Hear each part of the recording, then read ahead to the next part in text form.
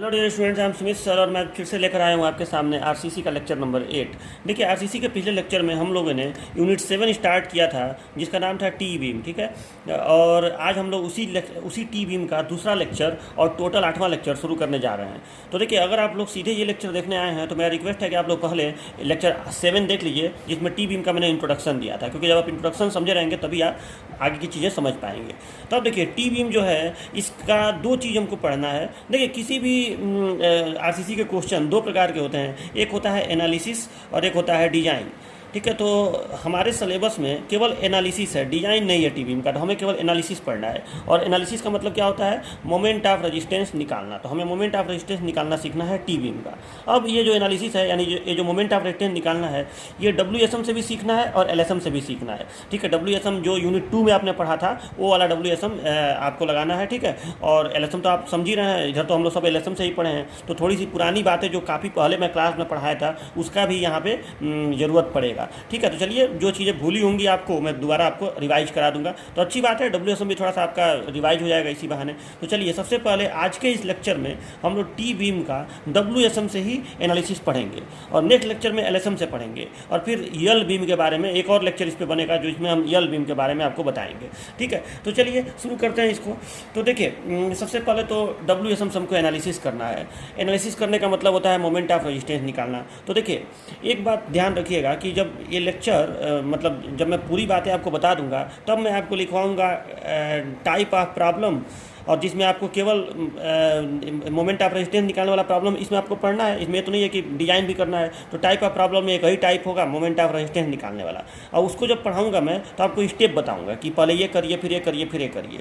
तो वहाँ पे रियल में आपको फील आएगा कि न्यूमेरिकल आएगा तो आप कैसे करेंगे। ठीक है, तो वो तो बात की बात है। अभी मैं ये बताने जा रहा हूँ कि एनालिसिस जब आपको करना पड़ेगा तो आपको कुछ चीज़ें निकालनी पड़ेंगी, जैसे न्यूट्रल एक्सिस ज्ञात करना पड़ेगा। ठीक है, जैसे कुछ और भी चीज़ों की जानकारी आपको करनी पड़ेगी। तो देखिए, मैं धीरे धीरे आपको बारी बारी सारी बातें बता रहा हूँ।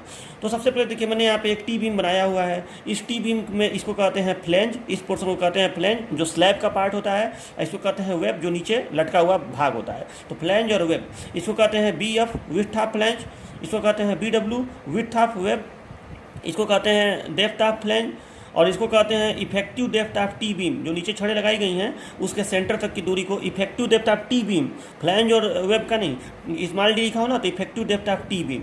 ठीक है, ये तो हो गया। देखो, अब जितनी चीज़ों की ज़रूरत है हमको एनालिसिस करने में उतना ही चीज़ मैं यहाँ पे लिखा हूँ। अब हर चीज़ की ज़रूरत नहीं है मुझे, इस यहाँ से यहाँ तक की ज़रूरत पड़ेगी तो देखा जाएगा, लेकिन अभी फ़िलहाल के लिए मुझे यहाँ से यहाँ तक की ज़रूरत नहीं है। ओके, तो अब देखिए, सबसे पहले मैं न्यूट्रल एक्सिस निकालना आपको सीखना पड़ेगा कि आप न्यूट्रल एक्सिस की गहराई कैसे निकालेंगे। ठीक है, टी बीम अगर आए तो न्यूट्रल एक्सिस, देखो, तो मोमेंट ऑफ रेजिस्टेंस आपको निकालना सीखना है, तो बिना न्यूट्रल एक्सिस निकाले मोमेंट ऑफ रेजिस्टेंस निकलता नहीं है। ठीक है, क्योंकि पहले पता करना पड़ता है कि सेक्शन बैलेंड है कि अंडर है, ओवर है। इन सब चीज़ों की जानकारी न्यूट्रल एक्सिस की गहराई से ही मिलती है। ठीक है, तो हमें न्यूट्रल एक्सिस निकालना सीखना पड़ेगा। तो अब देखिए, सबसे पहले मैं आपको बता रहा हूँ, जैसे आप WSM जब पढ़े थे तो आपको याद होगा दो तरह का न्यूट्रल एक्सिस होता है। एक होता है critical depth of neutral axis और एक होता है actual depth of neutral axis. ठीक है, तो critical depth of neutral axis जो है, सबसे पहले एनालिसिस में पहला चीज़ मैं आपको बताने जा रहा हूँ, critical depth of neutral axis.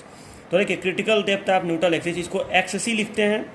ठीक है, XC से इसको डिनोट करते हैं। तो XC इज इक्वल टू, इसका फार्मूला जो सिंपल बीम में होता था, WSM के चाहे वो रेक्टेंगुलर हो, जैसा भी बीम होता था, जो सिंपल फार्मूला था वही फार्मूला यहाँ पे इस्तेमाल होगा। और वो फार्मूला क्या था? XC बराबर KC इंटू D। ठीक है, तो XC बराबर यहाँ पे क्या हो जाएगा? KC का फार्मूला आपको याद होगा, यम सिग्मा CBC बटे यम सिग्मा CBC प्लस सिग्मा ST इंटू D। आपको ये फार्मूला जरूर याद होगा। तो हम लोग इसी फार्मूला से critical depth of neutral axis निकाल लेंगे। ठीक है, मतलब ये critical depth of neutral axis कहते किसे हैं कि न्यूट्रल एक्सिस की वह गहराई जिस पर जहाँ पर होने पर कंक्रीट में परमिसिबल स्ट्रेस और स्टील में परमिसिबल स्ट्रेस दोनों एक साथ हो जाए। ठीक है, कंक्रीट और स्टील दोनों में परमिसिबल स्ट्रेस एक साथ हो जाए, मतलब दोनों एक साथ, दोनों का फेल्योर एक साथ हो, उसी न्यूट्रल एक्सिस को हम लोग कहते हैं critical depth of neutral axis. या डायरेक्टली कहूँ तो जो बैलेंस सेक्शन होता है उसी के न्यूट्रल एक्सिस की गहराई को critical depth of neutral axis कहते हैं। ठीक है, तो ये सब कॉन्सेप्ट मैंने आपको दिया था जब मैं WSM पढ़ाया था क्लास में। तो चलिए, ये तो आप याद रखिए कि XC हम इस फार्मूला से निकाल लेंगे। यम आपको दिया रहेगा, सिग्मा CBC ग्रेड पर डिपेंड करता है कंक्रीट के, ये स्मॉल यम दिया रहेगा, ये ग्रेड पर डिपेंड करता है, और एक ग्रेड पर डिपेंड करता है स्टील के। ठीक है, और D यहाँ पे ये दिया रहेगा। आपको। तो अगर इतनी चीज़ें आपको दी हुई हो तो आप बड़े आराम से निकाल लेंगे एक्स कितना होगा। इसमें यम जो है मॉडुलर रेशियो है, इसको आप इस फॉर्मूला से निकालते हैं 280/3 सिग्मा CBC। वैसे न्यूमेरिकल्स में डायरेक्टली दे दिया रहता है, नहीं दिया रहेगा तो इससे निकल जाएगा। चलिए, तो हो गया critical depth of neutral axis, जो एकदम आसान है पहले की तरह ही। अब हम लोग सीखेंगे actual depth of neutral axis, actual depth of neutral axis. ठीक है, तो अब देखिए इसको एक्स बोलते हैं। अब देखिए इस actual depth of neutral axis में अलग अलग कंडीशन आएगा। जैसे हो सकता है कि न्यूट्रल एक्सिस, हो सकता है कि जो आपका न्यूट्रल एक्सिस हो वो फ्लैंज में हो, और हो सकता है जो न्यूट्रल एक्सिस हो वो वेब में हो। इसको वेब कहते हैं, इसको फ्लैंज कहते हैं। तो न्यूट्रल एक्सिस जो है हो सकता है कि कभी आपका फ्लैंज में आ जाए और हो सकता है कभी आपका वेब में आ जाए। ठीक है, तो दोनों कंडीशन में अलग अलग तरीके से न्यूट्रल एक्सिस निकलेगा। अब आपके दिमाग में आ रहा होगा सर तो कैसे पता चलेगा कि न्यूट्रल एक्सिस यहाँ पे होगा कि यहाँ पे होगा। देखिए इस क्वेश्चन का उत्तर मैं थोड़ी देर बाद आपको दूंगा। जब मैं आपको टाइप ऑफ प्रॉब्लम पढ़ाऊंगा तो उसमें बताऊंगा कि कैसे आपको ये जानकारी हो जाएगी कि न्यूट्रल एक्सिस यहाँ पे होगा और यहाँ पे होगा। ठीक है, अभी के लिए आप ये समझिए कि अगर आपको कहीं से पता हो कि न्यूट्रल एक्सिस यहाँ पे है तो कैसे निकालेंगे उसकी गहराई, ये यक्स कैसे निकालेंगे। और अगर आपको पता हो कि न्यूट्रल एक्सिस यहाँ पे है वेब में, तब यक्स कैसे निकालेंगे। यहाँ पे दोनों में मैं यक्स लिखा हूँ क्योंकि एक बार में कोई एक ही कंडीशन हो सकता है। ठीक है, तो अगर आपको पता हो कि फ्लैंज में है तो आप यक्स कैसे निकालेंगे, अगर आपको पता हो कि न्यूट्रल एक्सिस वेब में है तो यक्स कैसे निकालेंगे, यही आपको करना है। तो चलिए दोनों कंडीशन में आपको यक्स निकालना है। तो अब कैसे निकालेंगे, तो पहला मैं लिख रहा हूँ केस फर्स्ट। केस फर्स्ट ये है कि व्हेन न्यूट्रल एक्सिस, ठीक है, या हिंदी में ही लिख दे रहा हूँ कि जब न्यूट्रल एक्सिस किस में हो, न्यूट्रल एक्सिस फ्लैंज में हो। तो जब न्यूट्रल एक्सिस फ्लैंज में हो तो देखिए हम लोग क्या करेंगे, जब न्यूट्रल एक्सिस फ्लैंज में हो। अच्छा, इसका मतलब क्या हुआ कि न्यूट्रल एक्सिस फ्लैंज में होने का मतलब मैं इसको ऐसे लिख सकता हूँ कि नहीं कि x is less than D F, x is less than D F. अगर मैं इसको डी एफ कह रहा हूँ तो फ्लैंज में होने का मतलब क्या हुआ कि जो यक्स है न्यूट्रल एक्सिस की जो गहराई है वो डी एफ से छोटी है। ये नहीं इसका मतलब हुआ कि x is less than D F. तो जब न्यूट्रल एक्सिस फ्लैंज में हो तो उसका मतलब हुआ x is less than D F. ठीक है, चलो तो अब इस कंडीशन में हमें बताना है कि ये यक्स का मान कितना होगा। तो देखिए आपको याद होगा कि जब आप WSM पढ़े थे तो उसमें मैं आपको बताया था कि न्यूट्रल एक्सिस की गहराई निकालने का एकमात्र तरीका होता है WSM विधि में कि सबसे पहले आप मान लो कि यहाँ न्यूट्रल एक्सिस है, ये न्यूट्रल एक्सिस है। ठीक है, न्यूट्रल एक्सिस किसको कहते हैं, आखिर आपको मालूम है कि किसी भी बीम पर जब लोड लगता है तो ऊपर आता है कंप्रेशन, नीचे आता है टेंशन। ठीक है, नीचे टेंशन आता है तो जब धीरे धीरे आप नीचे आएंगे तो जो कंप्रेशन है वो कम होता जाएगा। ठीक है, यहाँ से भी नीचे ऊपर जाएंगे तो टेंशन कम होता जाएगा। तो कोई बीच में ऐसा अक्ष होगा जिस पर न तो टेंशन न तो कंप्रेशन, उसी की गहराई को हम लोग कहते हैं न्यूट्रल एक्सिस। ठीक है, तो हमें इसी की गहराई पता करनी है। तो न्यूट्रल एक्सिस तो सभी बीम में होता है। अब देखिए हमें इसकी गहराई पता करनी है और इस कंडीशन में पता करना है कि जब न्यूट्रल एक्सिस फ्लैंज में हो। तो एक बात बताइए, WSM विधि में हम लोग इक्विवेलेंट एरिया का कॉन्सेप्ट यूज करते थे ना कि इसके कंक्रीट को ऐसे बना लेते थे न्यूट्रल एक्सिस के ऊपर के, क्योंकि ये कंक्रीट इन कॉम्प्रेशन है, और स्टील को बना लेते थे इक्विवेलेंट कंक्रीट ऐसे, आपको याद होगा। इसको हम लोग लिखते थे MAST, और ये तो आपको याद है, ऐसे लिखते थे हम लोग। अब फिर इस न्यूट्रल एक्सिस के परितः दोनों के एरिया का मोमेंट इक्वल कर देते थे। मतलब इसके एरिया का मोमेंट, इस कंक्रीट के एरिया का मोमेंट और इस स्टील के एरिया का मोमेंट, इसके परितः, इस न्यूट्रल एक्सिस के परितः, ये दोनों मोमेंट हम लोग निकाल के इक्वल कर देते थे। यही ना करते थे। तो चलिए यह काम कर दिया जाए। तो मैं इस बात को लिख रहा हूँ, एरिया का मोमेंट मतलब एरिया गुणे दूरी। तो मैं लिख रहा हूँ इस बात को कि नाउ, या ऐसे लिख दे रहा हूँ, बाई इक्वेटिंग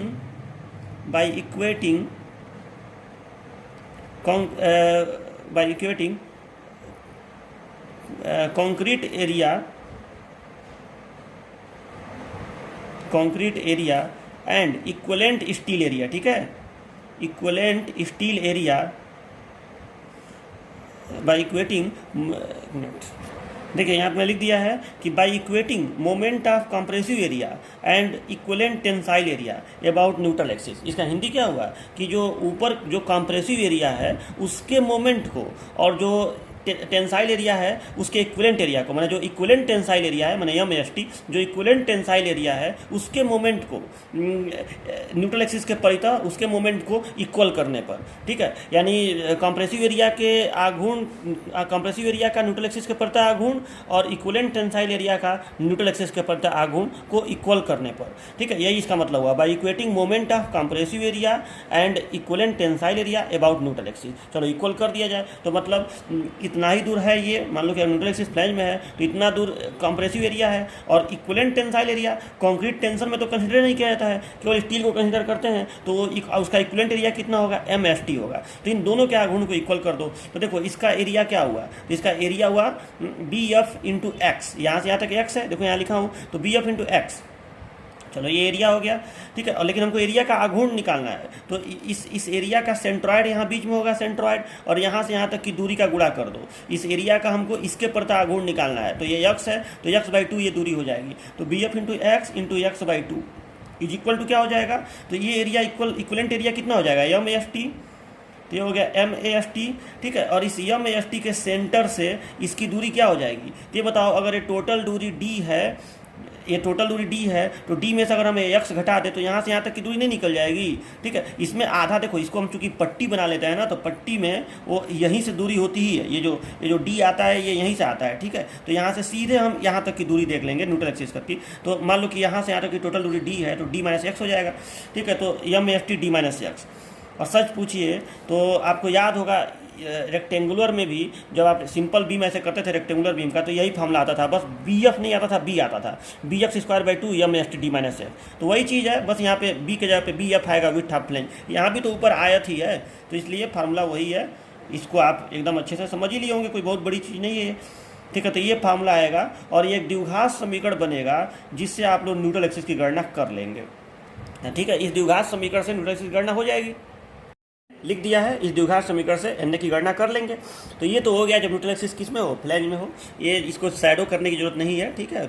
चलो हो गया। अब केस सेकंड पे बढ़ते हैं, तो देखिए केस सेकंड, जब न्यूट्रल एक्सिस कहाँ हो, वेब में हो, ठीक है। जब न्यूट्रल एक्सिस वेब में हो, और वेब में होने का मतलब क्या होगा कि ये जो x है, न्यूट्रल एक्सिस गहराई है, वो DF से ज़्यादा होगी, ठीक है। अब ये दिमाग में अभी मत लाइए कि सर कैसे पता चलेगा, मैं फिर बता रहा हूँ कि आपको मैं बाद में बताऊँगा, ये एक सस्पेंस है जो आपका बाद में पता चलेगा आपको, कि आप कैसे जानेंगे कि न्यूट्रल एक्सिस इस केस में होगा किस केस में होगा, वो मैं आपको बताऊँगा जब मैं आपको स्टेप बताऊँगा एनालिसिस करने का, यानी मोमेंट ऑफ रेजिस्टेंस निकालने का। तो थोड़ा सा पेशेंस रखिए, वो धीरे धीरे बातें समझ में आएगी, कभी कुछ बातें ऐसी होती हैं जो बाद में बताई जाती हैं। अभी आप ये जानिए कि अगर आपको पता हो कैसे भी, तो आप कैसे निकालेंगे कि न्यूट्रल एक्सिस यहाँ है और यहाँ है, ठीक है। तो इस केस में कैसे निकालेंगे जब x less than D greater than DF हो। तो चलिए इस केस में अब आपको देखिए, इस केस में थोड़ा सा भारी हो जाएगा बातें, क्योंकि देखिए यहाँ पे नीचे का तो एकदम आसान है, नीचे तो वही MAST होगा, और अब यहाँ से यहाँ तक x है, तो ये दूरी D माइनस एक्स हो जाएगी, तो नीचे का तो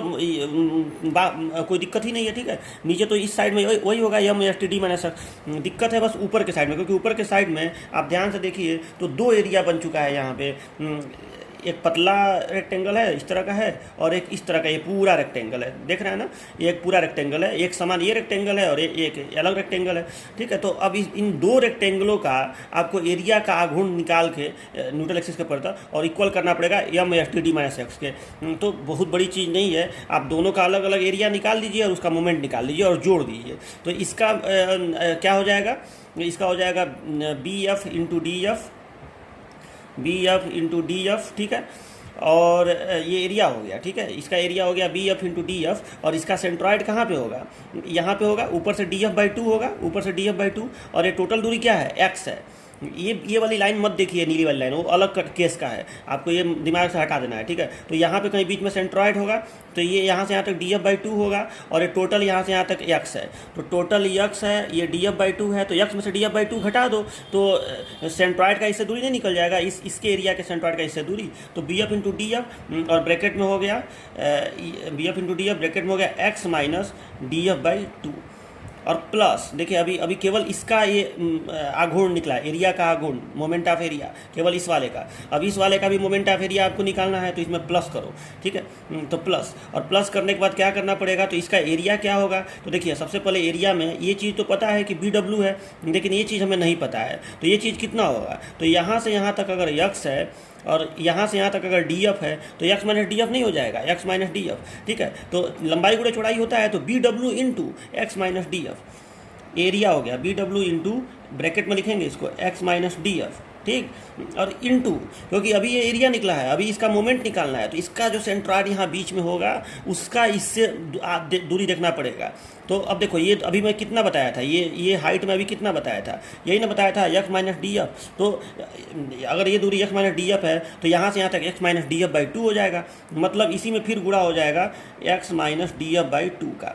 ठीक है, आप देखिएगा सही से लिख लीजिएगा, इसको इसमें मिक्स मत करिएगा। ठीक है, तो plus B W X minus D F into X minus D F by to.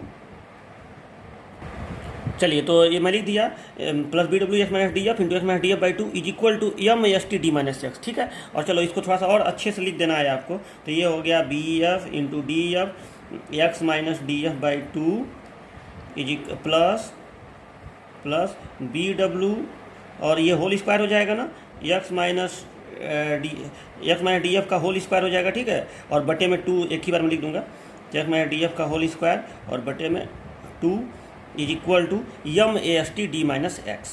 ठीक है, एम ए एस टी। तो देखिए ये आपका आ गया। ठीक है, अब इस फार्मूले में ये भी एक द्विघात समीकरण ही है। देखिए यहाँ भी आपका एक्स स्क्वायर है। ठीक है, ये भी एक द्विघात समीकरण ही है। तो अब इस द्विघात समीकरण से आप लोग एन ए की गणना कर लेंगे। ठीक है, ये जो लिखा हूँ इसके लिए लिखा था मैं, इस द्विघात समीकरण से एन ए की गणना कर लेते हैं, और ये लाइन आप इसके नीचे भी लिख देंगे कि इस द्विघात समीकरण से एन ए की गणना कर लेते हैं। ठीक है, अच्छा कभी कभी हम लोग क्या करते हैं कि अगर न्यूट्रल एक्सिस जो है बहुत थोड़ा सा इससे नीचे हो, जैसे जनरली क्या होता है न्यूट्रल एक्सिस थोड़ा ही सा नीचे होता है, तो अगर न्यूट्रल एक्सिस थोड़ा ही सा नीचे हो तो इतने एरिया को चूँकि ये कंक्रीट का एरिया है और इसका ये बहुत पतला होता है, आपको मालूम है वेब पतला होता है इसके तुलना में, तो ये एरिया कोई बहुत ज़्यादा नहीं होगा। तो हम लोग क्या करते हैं कि इसके एरिया का जो मोमेंट है वो यही है ना, उसके एरिया का मोमेंट जो वेब का एरिया है, ये तो फ्लैंज का एरिया का मोमेंट है, तो इस एरिया के मोमेंट को हम लोग क्या करते हैं, वेब के एरिया का मोमेंट को इसको नगण्य मान लेते हैं। तो अगर इसको हम नगण्य मान लेते तो थोड़ा सा कैलकुलेशन जल्दी हो जाता है। ठीक है, तो अब देखिए फार्मूला हो जाएगा B F into D F X minus D F by two बराबर M S T D minus N. तो ये थोड़ा सा आसान फार्मूला बन गया। ठीक है, तो कभी कभी हम लोग इसका प्रयोग भी कर लेते हैं जिससे जल्दी से क्वेश्चन सॉल्व हो जाता है। ठीक है, और इस पार्ट को नगण्य मानने का एक फ़ायदा ये भी है कि आप देखिए तो ये तब द्विघात समीकरण नहीं रह जाएगा। जब आप इसको नगण्य मान लेंगे ना तो आपका इधर भी एक्स पे एक घात है, इधर भी एक्स पे एक घात है, तो मतलब ये एक्स का एक लीनियर इक्वेशन हो जाएगा, एक घात वाला समीकरण हो जाएगा, तब ये द्विघात समीकरण नहीं रह जाएगा, तो थोड़ा और आसानी से सॉल्व हो जाएगा। लेकिन अब वो क्वेश्चन पर डिपेंड करेगा, आप इसको नगण्य नहीं मानेंगे तो थोड़ा मेहनत अधिक करना पड़ेगा, और नगण्य मान के चलेंगे तो थोड़ा मेहनत कम करना पड़ेगा। तो देख लीजिएगा, लेकिन मैं तो यही कहूँगा कि आप नगण्य मत मानिए। ठीक है, थोड़ा सा मेहनत भले अधिक करना पड़े, इससे एकदम एग्जैक्ट एक्स की वैल्यू आएगी। ठीक है, तो अगर क्वेश्चन में बोला न रहे तो आप नगण्य मत करिएगा, इसीलिए मैं ये रियल फार्मूला आपको बता दिया हूँ। और देखिए अब इसको फार्मूला के रूप में आपको रटने की जरूरत नहीं है। जो बच्चा इसको रटेगा, न तो मैंने कभी इसको रटा है और न तो आपको मैं कभी सलाह दूंगा कि आप इसको रटिए। देखो रटना बिल्कुल नहीं है, आपके पास जो न्यूमेरिकल आएगा उसमें ये अंक लिखा रहेगा, ये सब अंक के रूप में रहेगा, तो आप क्या करिएगा सीधे उसको सोचिएगा कि अच्छा इसका मोमेंट निकालना है तो उसको अंक के रूप में, अब ये नहीं कि आप रट के कि अच्छा होता है B F into D F into X में, ऐसे मत करिए। आप सीधे समझे रहिए बातों को कि हाँ हमें इसका आघूर्ण निकालना है, इसका आघूर्ण निकालना है न्यूट्रल एक्सिस के परितः, अगर न्यूट्रल एक्सिस वेब में हो तब तो निकालना है और जोड़ देना है, और ऐसे करके इधर M S T D minus X कर देना है। ठीक है, तो ऐसे करके आप इसको करिएगा, रटिएगा मत। तो चलिए ये पहला हो गया आपका, जब आप दोनों कंडीशन में न्यूट्रल एक्सिस ज्ञात करेंगे। ठीक है, तो ये हो गया। अब नेक्स्ट बताता हूँ मैं आपको मोमेंट ऑफ रेजिस्टेंस निकालना, और तब बताऊँगा टाइप ऑफ प्रॉब्लम, एकदम एग्जैक्ट स्टेप बताऊँगा कि क्या शुरू में करेंगे और क्या बाद में करेंगे। ठीक है, देखिए मोमेंट ऑफ रेजिस्टेंस, अब हमें देखो पहला हमने पढ़ा critical depth of neutral axis. ठीक है, क्रिटिकल न्यूट्रल एक्सिस की गहराई निकाला, एक्सी निकाला। दूसरा हमने पढ़ा एक्चुअल न्यूट्रल एक्सिस की हमने गहराई निकाला। ठीक है, एन की गहराई हमने पता किया, दोनों कंडीशन में एक्स निकाला हमने। ठीक है, अब तीसरा चीज़ हम लोग पता करेंगे मोमेंट ऑफ रेजिस्टेंस, और हमारा एनालिसिस कंप्लीट हो जाएगा। ठीक है, और फिर मैं आपको टाइप ऑफ प्रॉब्लम बता दूंगा और न्यूमेरिकल बता दूंगा, तो ये खत्म हो जाएगा आपका ये टॉपिक मोमेंट ऑफ रेजिस्टेंस का WSM से एनालिसिस। तो अब देखो यहाँ पे फिर से वही बात कि मोमेंट ऑफ रेजिस्टेंस दो केस में निकालना पड़ेगा, जब न्यूट्रल एक्सिस कहाँ हो, न्यूट्रल एक्सिस हमारा फ्लैंज में हो, और दूसरा कंडीशन जब न्यूट्रल एक्सिस वेब में हो। दोनों कंडीशन में मोमेंट ऑफ रेजिस्टेंस का अलग अलग मैं बताऊंगा, और फिर वही बात आपसे कहूँगा कि कैसे पता चलेगा कि ये यहाँ है कि यहाँ है, वो बात की बात है, वो मैं एक सस्पेंस है जो आपको बाद में क्लियर करूँगा कि कैसे पता चलेगा। ठीक है, तो चलिए देखिए, तो सबसे पहले केस फर्स्ट, जब न्यूट्रल एक्सिस कहाँ हो, फ्लैंज में हो, जब न्यूट्रल एक्सिस फ्लैंज में हो, ठीक है, यानी X is less than D F. यहाँ पे X is less than or equal to भी हो सकता है। देखो यहाँ तक अगर न्यूट्रल एक्सिस हो तो उसको हम फ्लैंज ही कहेंगे, ठीक है, उसको फ्लैंज ही कहेंगे। उसमें भी वही फार्मूला बी एफ, अगर मान लो न्यूट्रल एक्सिस यहाँ पे हो तो जो हम न्यूट्रल एक्सिस निकाल रहे थे तो बी एफ इंटू इसका गुणा कर देंगे, डी एफ का गुणा कर देंगे, B F into D F, ठीक है। तो ये less than or equal to हो सकता है, यहाँ भी सही कर दे रहा हूँ, ठीक है। ये यहाँ पे जब मैं निकाला था तो ये less than or equal to, जब फ्लैंज में हो तो less than or equal to दोनों हो सकता है, ठीक है। और ये तो ग्रेटर देन होना ही होना है, जब न्यूट्रल वेव में हो तो ये ग्रेटर देन होगा, ठीक है। Greater than or equal to नहीं होगा, ठीक है, इससे ज़्यादा ही होगा, डी एफ से ज़्यादा ही होगा, ठीक है। तब ये वाला फार्मूला इस्तेमाल करेंगे। अगर यहाँ तक हो तो हमको दो पार्ट में एक ही ना आयत ऊपर बन रहा है, तो B F into D F केवल करने से काम चल जाएगा। तब देखिए, तो ये हो गया न्यूट्रल एक्सिस फ्लैंज में हो तो X should be less than or equal to D F जब हो, तब क्या आप करेंगे मोमेंट ऑफ इनर्शिया निकालने के लिए। तो अब जरा सा एक बात देखिए, थोड़ा सा ना एक काम करना पड़ेगा मुझे, इस केस फर्स्ट यहाँ पे नहीं, मैं अभी इसको अलग लिख रहा हूँ। देखो एक बात बताइए, अगर मैं इसका, आपको पता है कि मोमेंट ऑफ इनर्शिया निकालने के लिए हमें इस डायग्राम से ज़्यादा ज़रूरत स्ट्रेस डायग्राम की पड़ती है। WSM विधि में मोमेंट ऑफ इनर्शिया निकालने के लिए हमें स्ट्रेस डायग्राम की जरूरत पड़ती है, क्योंकि मोमेंट ऑफ इनर्शिया क्या होता है, ऊपर का compressive force into lever arm या नीचे का tensile force into lever arm, इसी को तो मोमेंट ऑफ रेजिस्टेंस कहते हैं। और ये सी और टी आपस में बराबर भी होते हैं, आपको पता है, जेड तो सेम ही होता है, इसीलिए आप ऊपर से निकले चाहे नीचे से निकालिए मान एक ही आएगा। लेकिन मैं बताऊंगा कब आप सी इंटू जेड करेंगे और कब आपको टी इंटू जेड करना पड़ेगा। तो मोमेंट ऑफ रेजिस्टेंस का तो मैं आपको कॉन्सेप्ट समझा चुका हूँ, ठीक है, कि ऊपर का compressive force into lever arm या नीचे का tensile force into lever arm. तो पहले आप इसका स्ट्रेस डायग्राम तो बनाइए, क्योंकि स्ट्रेस डायग्राम से ही ये सी और टी हमें पता चलता है। तो देखिए, मैं दोनों कंडीशन का बना रहा हूँ, या तो यहाँ होगा और या तो यहाँ होगा, दोनों कंडीशन का मैं आपको स्ट्रेस डायग्राम बना के दिखा रहा हूँ। तो देखिए, आपको पता है कि WSM विधि में हम लोग इलास्टिक थ्योरी का प्रयोग करते हैं, मतलब हमारा स्ट्रेस डायग्राम जो है वो लीनियर होता है। ये तो मैं आपको बता चुका हूँ, वो वाला कॉन्सेप्ट नहीं होता है LSM वाला, पैराबोलिक और स्ट्रेट लाइन वाला, ठीक है। पैराबोला स्ट्रेस ब्लॉक जिसको कहते हैं, वो वाला कॉन्सेप्ट इसमें नहीं होता है। इसमें हमारा स्ट्रेस डायग्राम जो है लीनियर होता है, ठीक है। और इसको काफ़ी डिटेल में मैंने आपको क्लास में बताया था, जो लोग नहीं जानते वो लोग अब जान लीजिए कि स्ट्रेस डायग्राम लीनियर होता है। तो एक सीधी रेखा इसे खींचा मैंने, ठीक है, और ऊपर मान लो कि ये कॉम्प्रेसिव और यहाँ न्यूट्रल एक्सिस है ना, तो देखो ये न्यूट्रल एक्सिस है, पहले केस में यहाँ न्यूट्रल एक्सिस बना हुआ है, तो ये कॉम्प्रेसिव है और ये ऐसे आया कॉम्प्रेसिव, लीनियरली आया, ठीक है। और नीचे को मैंने बताया था ना कि ऐसे डॉट डॉट डॉट डॉट करते हैं, ठीक है। और फिर यहाँ पे आके ये हो गया टेंसाइल, ठीक है। और टेंसाइल में क्योंकि इतने दूर के एरिया अंडर कंप्रेशन को नेगलेक्ट मान, एरिया अंडर टेंशन जो कंक्रीट टेंशन का होता है, ये सब कंक्रीट टेंशन वाला कंक्रीट है, इसको नगण्य मान के चलते हैं और सीधे इस स्टील पे स्ट्रेस लगाते हैं, ठीक है।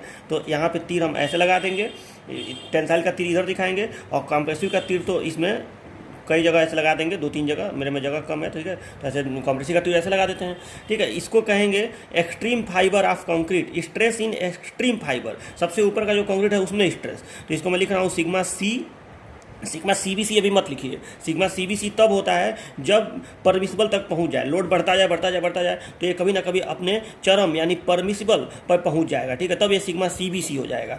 और उसी तरह से नीचे आप स्टील वाले को लिख दीजिए सिग्मा S केवल, और जब ये परमिसिबल पे पहुंच जाएगा तो सिग्मा ST लिखाएगा। आपको पता है कि सिग्मा CBC बन जाएगा, लोड बढ़ाने पर स्ट्रेस बढ़ेगा, और ये सिग्मा CBC कभी ना कभी पहुँच जाएगा और ये सिग्मा ST पे पहुँच जाएगा, ठीक है। तो चलो, ये हो गया केस फर्स्ट का स्ट्रेस डायग्राम, केस फर्स्ट का, ठीक है, ये आपको समझ में आया। और एक बात और, ये थोड़ा सा मैं एक गलती किया हूँ, यहाँ पे सिग्मा S/M होगा, क्योंकि हम लोग जो स्ट्रेस डायग्राम बनाते हैं वो इक्विवेलेंट स्ट्रेस डायग्राम बनाते हैं। तो आपको याद होगा कि यहाँ पे सिग्मा S नहीं बल्कि सिग्मा S/M, मतलब हम लोग इस ST पे स्ट्रेस नहीं निकालते हैं, हम लोग MST पे स्ट्रेस निकालते हैं। तो जब एरिया M गुना होगा तो स्ट्रेस 1/M गुना हो जाएगा। ये सब मैं आपको कॉन्सेप्ट दिया हूँ। अब जो लोग नहीं बहुत बढ़िया से ये सब समझे हैं पहले का, या जो लोग पहली बार इस वीडियो को देख रहे हैं, अब उनको तो अलग से थोड़ा सा मुझे WSM बताना भी पड़ेगा, लेकिन फिर भी जानिए कि यहाँ सिग्मा C होता है और सिग्मा S/M होता है। चलो ठीक है, अब देखिए, अब इसके बाद इसका मैं बना रहा हूँ केस सेकंड का स्ट्रेस डायग्राम। तो केस सेकंड का स्ट्रेस डायग्राम, ये न्यूट्रल एक्सिस इसका अपना ले रहा हूँ, ठीक है। चलो, इसका ऐसे बनेगा कि यहाँ पे सीधी रेखा खींचा मैंने, ये हो गया ऊपर कंक्रीट का स्ट्रेस, और फिर मैंने इसको नीचे ले आया और ऐसे डॉट करके यहाँ ले आया, और ये हो गया स्टील का स्ट्रेस। थोड़ा सा मैं गैप करके बना रहा हूँ इन दोनों फिगरों को, क्योंकि मुझे बीच में लीवर आर्म वगैरह दिखाना है, ठीक है। मोमेंट ऑफ रेजिस्टेंस का कॉन्सेप्ट है ना, तो थोड़ा सा मैं यहाँ पे गैप दे के बना रहा हूँ। चलो, तो ये हो गया, और फिर ये हो गया, और यहाँ पे सिग्मा S/M और यहाँ पे सिग्मा सी। इसमें तीर हर जगह लगा देंगे क्योंकि ये पूरा एरिया कंसिडर होता है, और इसमें केवल एक जगह तीर ऐसे लगा देंगे। ठीक है, तो ये केस सेकेंड का स्ट्रेस डायग्राम हो गया। ठीक है, आपको पता है कि WSMBD में ऐसे स्ट्रेस डायग्राम बनता है। चलो अब हमें निकालना है मोमेंट ऑफ रेजिस्टेंस। तो मैं moment of resistance case first का जा रहा हूँ निकालने। आपको बता रहा हूँ केस फर्स्ट का मोमेंट ऑफ रेजिस्टेंस कैसे निकलेगा।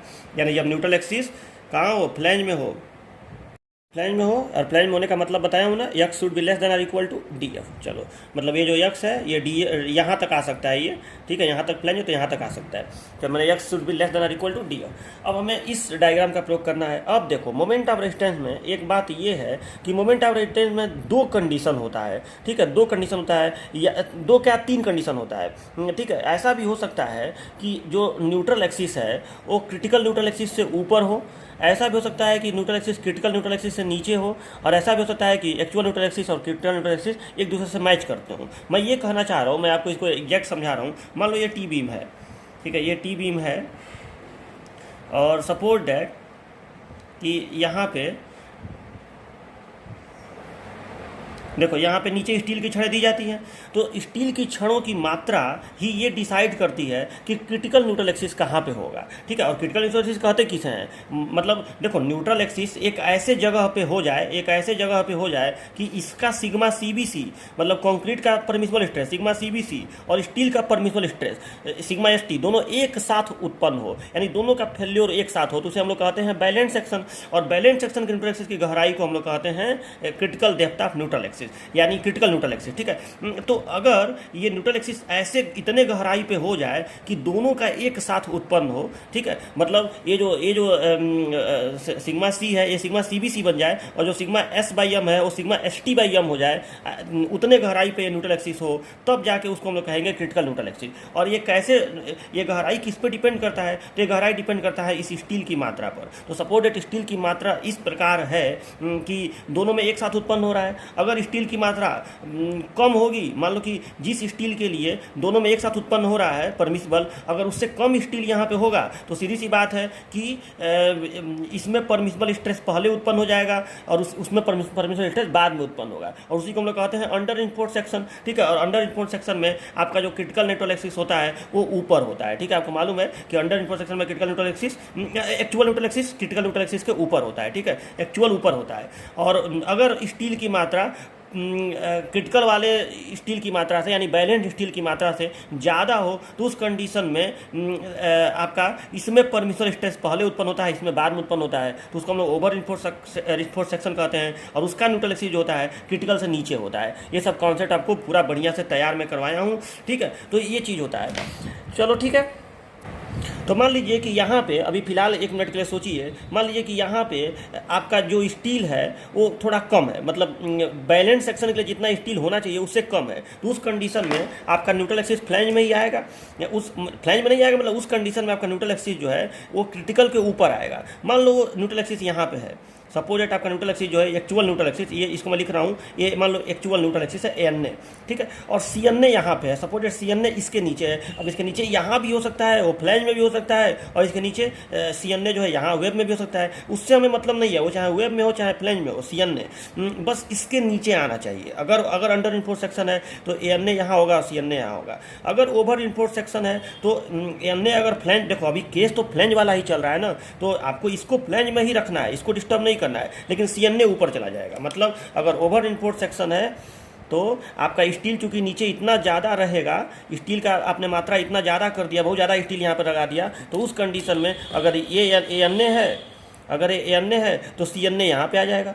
यही मैं आपको समझाना चाह रहा हूँ कि ये CNA हो जाएगा, मतलब इसके ऊपर तब हो जाएगा क्रिटिकल डेप्थ न्यूट्रल एक्सिस। तो आपका इस कंडीशन को आप कहेंगे अंडर इनफोर्स सेक्शन, और इस कंडीशन को आप कहेंगे ओवर इनफोर्स सेक्शन। और अगर दोनों मैच कर जाए, मान लो ये ANA है और CNA है, ये दोनों मैच कर गया, मतलब स्टील उतना है कि आपका क्रिटिकल और एक्चुअल मैच कर रहा है, मतलब दोनों का परमिसिबल एक साथ हो रहा है, तो उसको हम कहेंगे बैलेंस सेक्शन। तो आपको तीनों कंडीशन का, मतलब इस केस फर्स्ट में 3 कंडीशन हो गया, इन तीनों का आपको मोमेंट ऑफ रेजिस्टेंस का फार्मूला बताना है।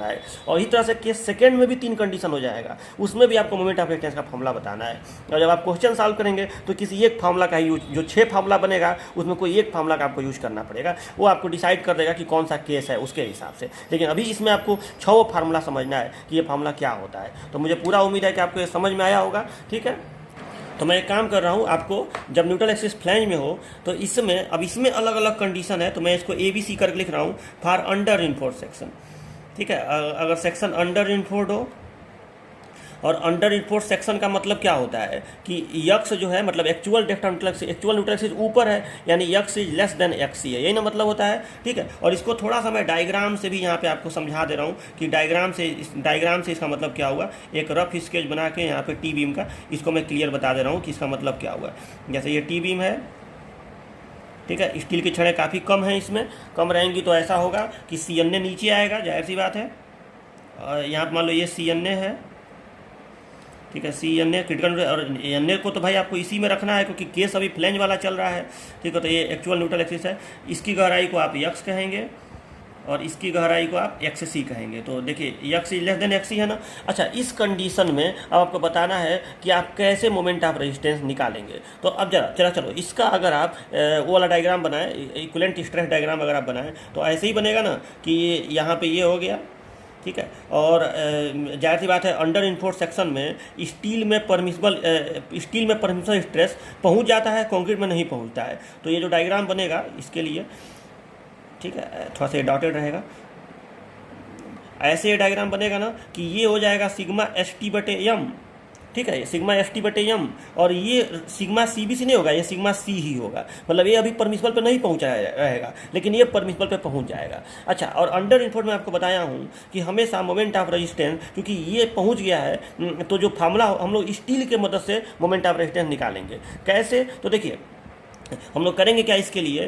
कि ये जो आपको दिख रहा है, ये जो स्ट्रेस दिख रहा है, इसको बल में कन्वर्ट कर लेंगे। मतलब इसको हम बल बना लेंगे, तो बल हो गया T, ठीक है, फोर्स T हो गया, फोर्स को T लिखते हैं। और देखो मान लो कि ये स्ट्रेस है, तो इस स्ट्रेस की वजह से कोई ना कोई बल इस पर लगेगा कि नहीं, कोई ना कोई एक कंप्रेसिव फोर्स लगेगा जो ये स्ट्रेस पैदा कर रहा है। तो मान लो कि वो कंप्रेसिव फोर्स C है, ठीक है, और जो यहाँ पे स्ट्रेस पैदा हो रहा है इस एरिया पे, उसका फोर्स मान लो T है। तो आपको पता है कि हम लोग C और T की गणना कैसे करते हैं। T की गणना कैसे करेंगे, सिग्मा ST/M इंटू MAST। तो इसको आप करेंगे तो ये आ जाएगा सिग्मा ST/AST, ठीक है, मतलब स्ट्रेस गुणे एरिया बराबर वैसे भी बल होता है। और इसका बल कैसे निकालेंगे, तो इसका बल निकालने का तरीका ये होता है कि आप इस डायग्राम का क्षेत्रफल निकालिए और उसमें इसका गुणा कर दीजिए। मैं आपको एक बताया था ना कि डायग्राम का क्षेत्रफल निकाल के आप इस चौड़ाई का गुणा कर दीजिए। तो इस डायग्राम का क्षेत्रफल कितना हो गया, 1/2 गुणे आधार गुणे ऊंचाई, तो 0.5 इंटू आधार गुणे ऊंचाई, तो ये हो जाएगा यहाँ से यहाँ तक x into sigma C into BF। तो इसको ऐसे लिख दिया जाएगा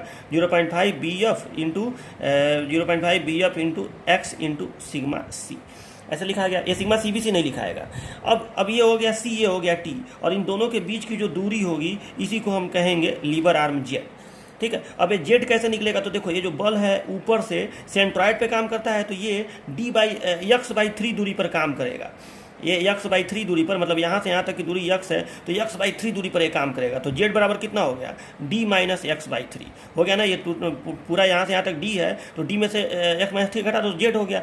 तो अब आप लोग मोमेंट ऑफ रेजिस्टेंस निकालने के लिए आप C इंटू जेड भी कर सकते हैं, T इंटू जेड भी कर सकते हैं। लेकिन अब चूंकि आप अगर C इंटू जेड करेंगे तो उसमें दिक्कत ये आएगा कि उसमें ये सिग्मा C है, सिग्मा CBC नहीं है। तो आपको अब पता करना पड़ेगा कि यहाँ पे स्ट्रेस कितना आया है, क्योंकि वो परमिसिबल वैल्यू तो है नहीं, ठीक है। तो अब जाहिर बात है थोड़ा सा टफ काम है कि अब आपको समरूप त्रिभुज का यूज़ करके ये पता करना पड़ेगा। तो उससे अच्छा ये है कि वैसे भी अंडर इन्फोर्स सेक्शन में स्टील का फेल्योर पहले हो जाता है, तो हम लोग क्षमता को स्टील की मदद से ही निकाल लेते हैं, क्योंकि ये जो सिग्मा ST है ये तो हमें पता ही रहेगा, ग्रेड के हिसाब से पता रहेगा। तो हम लोग क्या करेंगे कि हम लोग T इंटू जेड कर देंगे, T इंटू जेड यानी sigma ST/AST into D - x/3 हम लोग ये कर देंगे। तो अंडर इन्फोर्स सेक्शन के लिए हम लोग स्टील का प्रयोग करेंगे, T इंटू जेड कर देंगे। तो आपको ये समझ में आया ना मैं क्या कहना चाहता हूँ, ठीक है। तो इसी के मदद से हम लोग इसको निकालेंगे, ठीक है। तो देखिए मैंने जो केस फर्स्ट है, मतलब इसमें का केस फर्स्ट, ठीक है, जो फ्लैंज वाले में जो ये पहला है for under enforce section x is less then XC, इसका मैंने पूरा डायग्राम आपको बना के यहाँ पे दिखा दिया है। न्यूट्रल एक्सिस को फ्लैंज में ही रखा है, क्रिटिकल को नीचे कर दिया, मतलब ये हो गया अंडर इन्फोर्स सेक्शन। स्टील की छड़ें थोड़ी कम है इसमें, तो ये अंडर इन्फोर्स सेक्शन की निशानी हो गई, ठीक है। और इस कंडीशन में ये डायग्राम, और अभी मैं समझाऊँ आपको, ये ऊपर फोर्स हो गया C, नीचे का फोर्स हो गया T, C बराबर इतना 0.5 BF x into sigma C, इसका एरिया गुणे चौड़ाई BF, और T का हो गया सिग्मा ST इंटू AST, और ये लीवर आर्म हो गया D - x/3 क्योंकि ये जो बल है x/3 दूरी पर लगता है। अब देखिए, अब आप चाहें तो मोमेंट ऑफ रेजिस्टेंस कैसे निकालेंगे, तो इसलिए मोमेंट ऑफ रेजिस्टेंस, तो देखिए आप करने को C/Z भी कर सकते हैं। देखो ये मत रटा करो, बहुत बच्चे रट लेते हैं कि अंडर इन्फोर्स सेक्शन तो स्टील का प्रयोग करेंगे। अगर आपको ये सिग्मा C पता हो तो आप C/Z करेंगे तो भी उत्तर वही आएगा जो T/Z करने पर आएगा। लेकिन सहूलियत किस में है, क्या सिग्मा C, क्या इसका प्रयोग करने में यहाँ पे सहूलियत है? नहीं है, क्योंकि अगर हमें केवल ग्रेड की जानकारी रहे कि M20 है M25 है तो सिग्मा C नहीं पता चलता है, उससे सिग्मा CBC पता चलता है, जबकि इसमें सिग्मा ये जो स्ट्रेस है ये परमिसिबल पर नहीं पहुंचा है क्योंकि अंडर इन्फोर्स सेक्शन है, ठीक है। तो यहाँ लेकिन स्टील पहुंच गया है, तो स्टील का चूंकि ये ग्रेड से हमें पता है कि सिग्मा ST कितना होता है, 140 होता है, ठीक है, Fe 250 के लिए, तो ये हमें अगर पता है तो हम इसी का प्रयोग करेंगे, ज़्यादा सहूलियत है। तो MR बराबर प्रयोग कर देंगे T/Z। लेकिन अगर कोई सिग्मा C निकाल के समरूप त्रिभुज से निकाल के और प्रयोग कर रहे तो गलत नहीं होगा, ठीक है। तो MR बराबर T/Z, तो MR का फॉर्मूला यहाँ पे हो गया कितना, तो T का जगह पे हो गया sigma ST AST into D - x/3, ठीक है। तो ये MR का फार्मूला हो गया, T/Z किए तो ये आ गया। तो याद रखिए, जब भी अंडर इन्फोर्स सेक्शन आएगा केस फर्स्ट में न्यूट्रल एक्सिस फ्लैंज में हो तो ये फार्मूला आप लोग लगा दीजिएगा।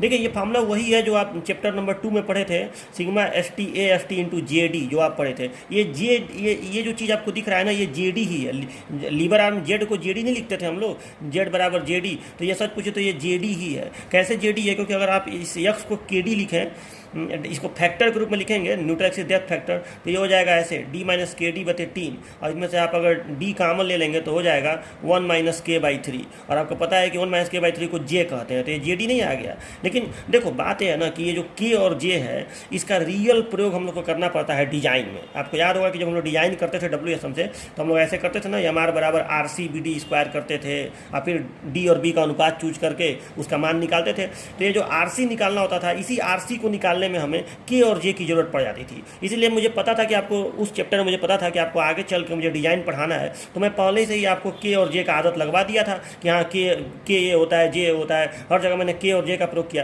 लेकिन यहाँ पर चूंकि हमें डिजाइन पढ़ना नहीं है, केवल एनालिसिस ही पढ़ना है, तो क्या जरूरत है K और J के लफड़े में पढ़ने की। आप सीधे देखिए कॉन्सेप्ट से समझिए कि यहाँ पे ये टोटल D है, तो D में से x/3 घटा तो D - x/3 हो गया। लेकिन मतलब ये है JD ही, लेकिन यहाँ पे आप इसी का यूज कर लीजिए, ठीक है। K और J के लफड़े में यहाँ पढ़ने की जरूरत ही नहीं है, क्योंकि डिजाइन का तो क्वेश्चन है नहीं इसमें। चलो तो ये हो गया।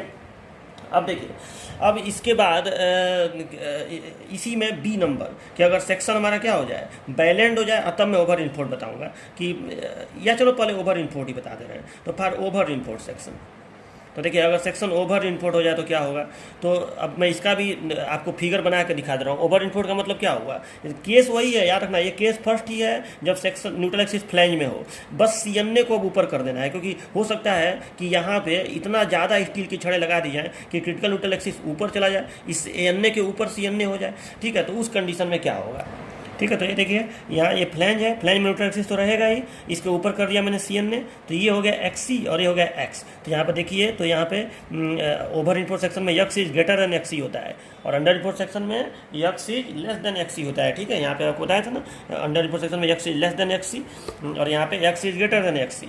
चलो मतलब CNA ऊपर होगा, NA नीचे होगा। अब इस कंडीशन में जब हम डायग्राम बनाएंगे तो ये आपका एक्चुअल न्यूट्रल एक्सिस है यहाँ पे, तो ऐसे ही डायग्राम तो सेम वैसे ही बनेगा, ठीक है, ऐसे बनेगा।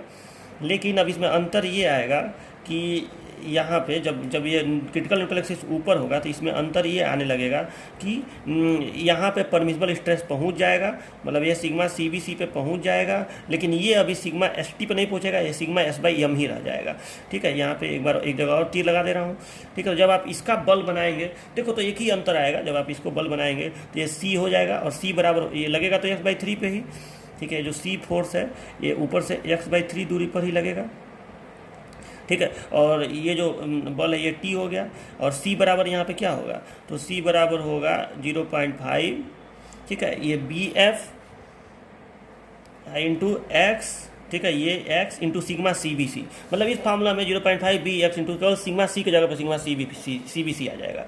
तो C बराबर यहाँ पे हो जाएगा, C बराबर 0.5 BF into X into sigma CBC, ठीक है, ये आ गया। और T बराबर क्या होगा, सिग्मा S इंटू AST होगा, सिग्मा ST नहीं होगा, ये परमिसिबल पे अभी नहीं पहुंचेगा। यही तो होता है कि ओवर इन्फोर्स सेक्शन में इसका फेल्योर नहीं होता है, मतलब ये परमिसिबल पे नहीं पहुंचता है, ये परमिसिबल पे पहुंच गया सिग्मा CBC पे।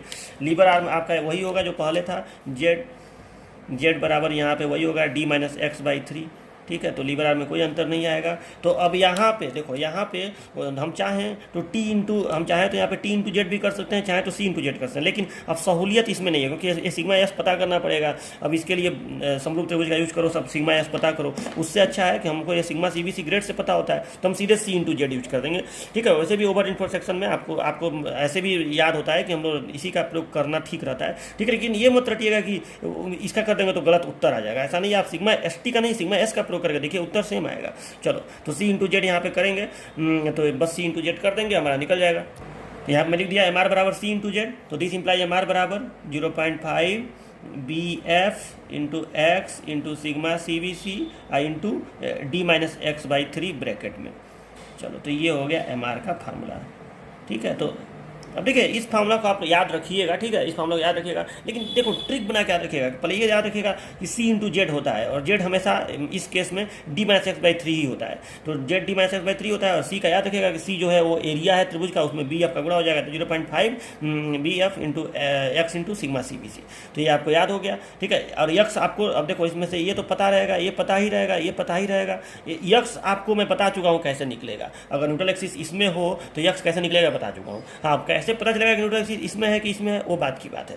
चलो, तो ये हो गया। अब तीसरा कंडीशन केस फर्स्ट का कि सेक्शन बैलेंस हो, तब क्या करेंगे, ठीक है। तो मैं इसको थोड़ा पेपर पे बता रहा हूँ क्योंकि अभी मैं उसको मिटाना नहीं चाहता हूँ जो मैं लिखा हूँ, क्योंकि उसमें कुछ मुझे बाद में बताना है। तो देखिए, व्हेन सेक्शन इज बैलेंस, अगर सेक्शन बैलेंस हो, ठीक है, या ऐसे लिखा था ना, फॉर बैलेंस सेक्शन, ठीक है। तो फॉर बैलेंस सेक्शन, ठीक है, फॉर बैलेंस सेक्शन, और बैलेंस सेक्शन का मतलब क्या होता है, X is equal to X C, ठीक है, X is equal to X सी।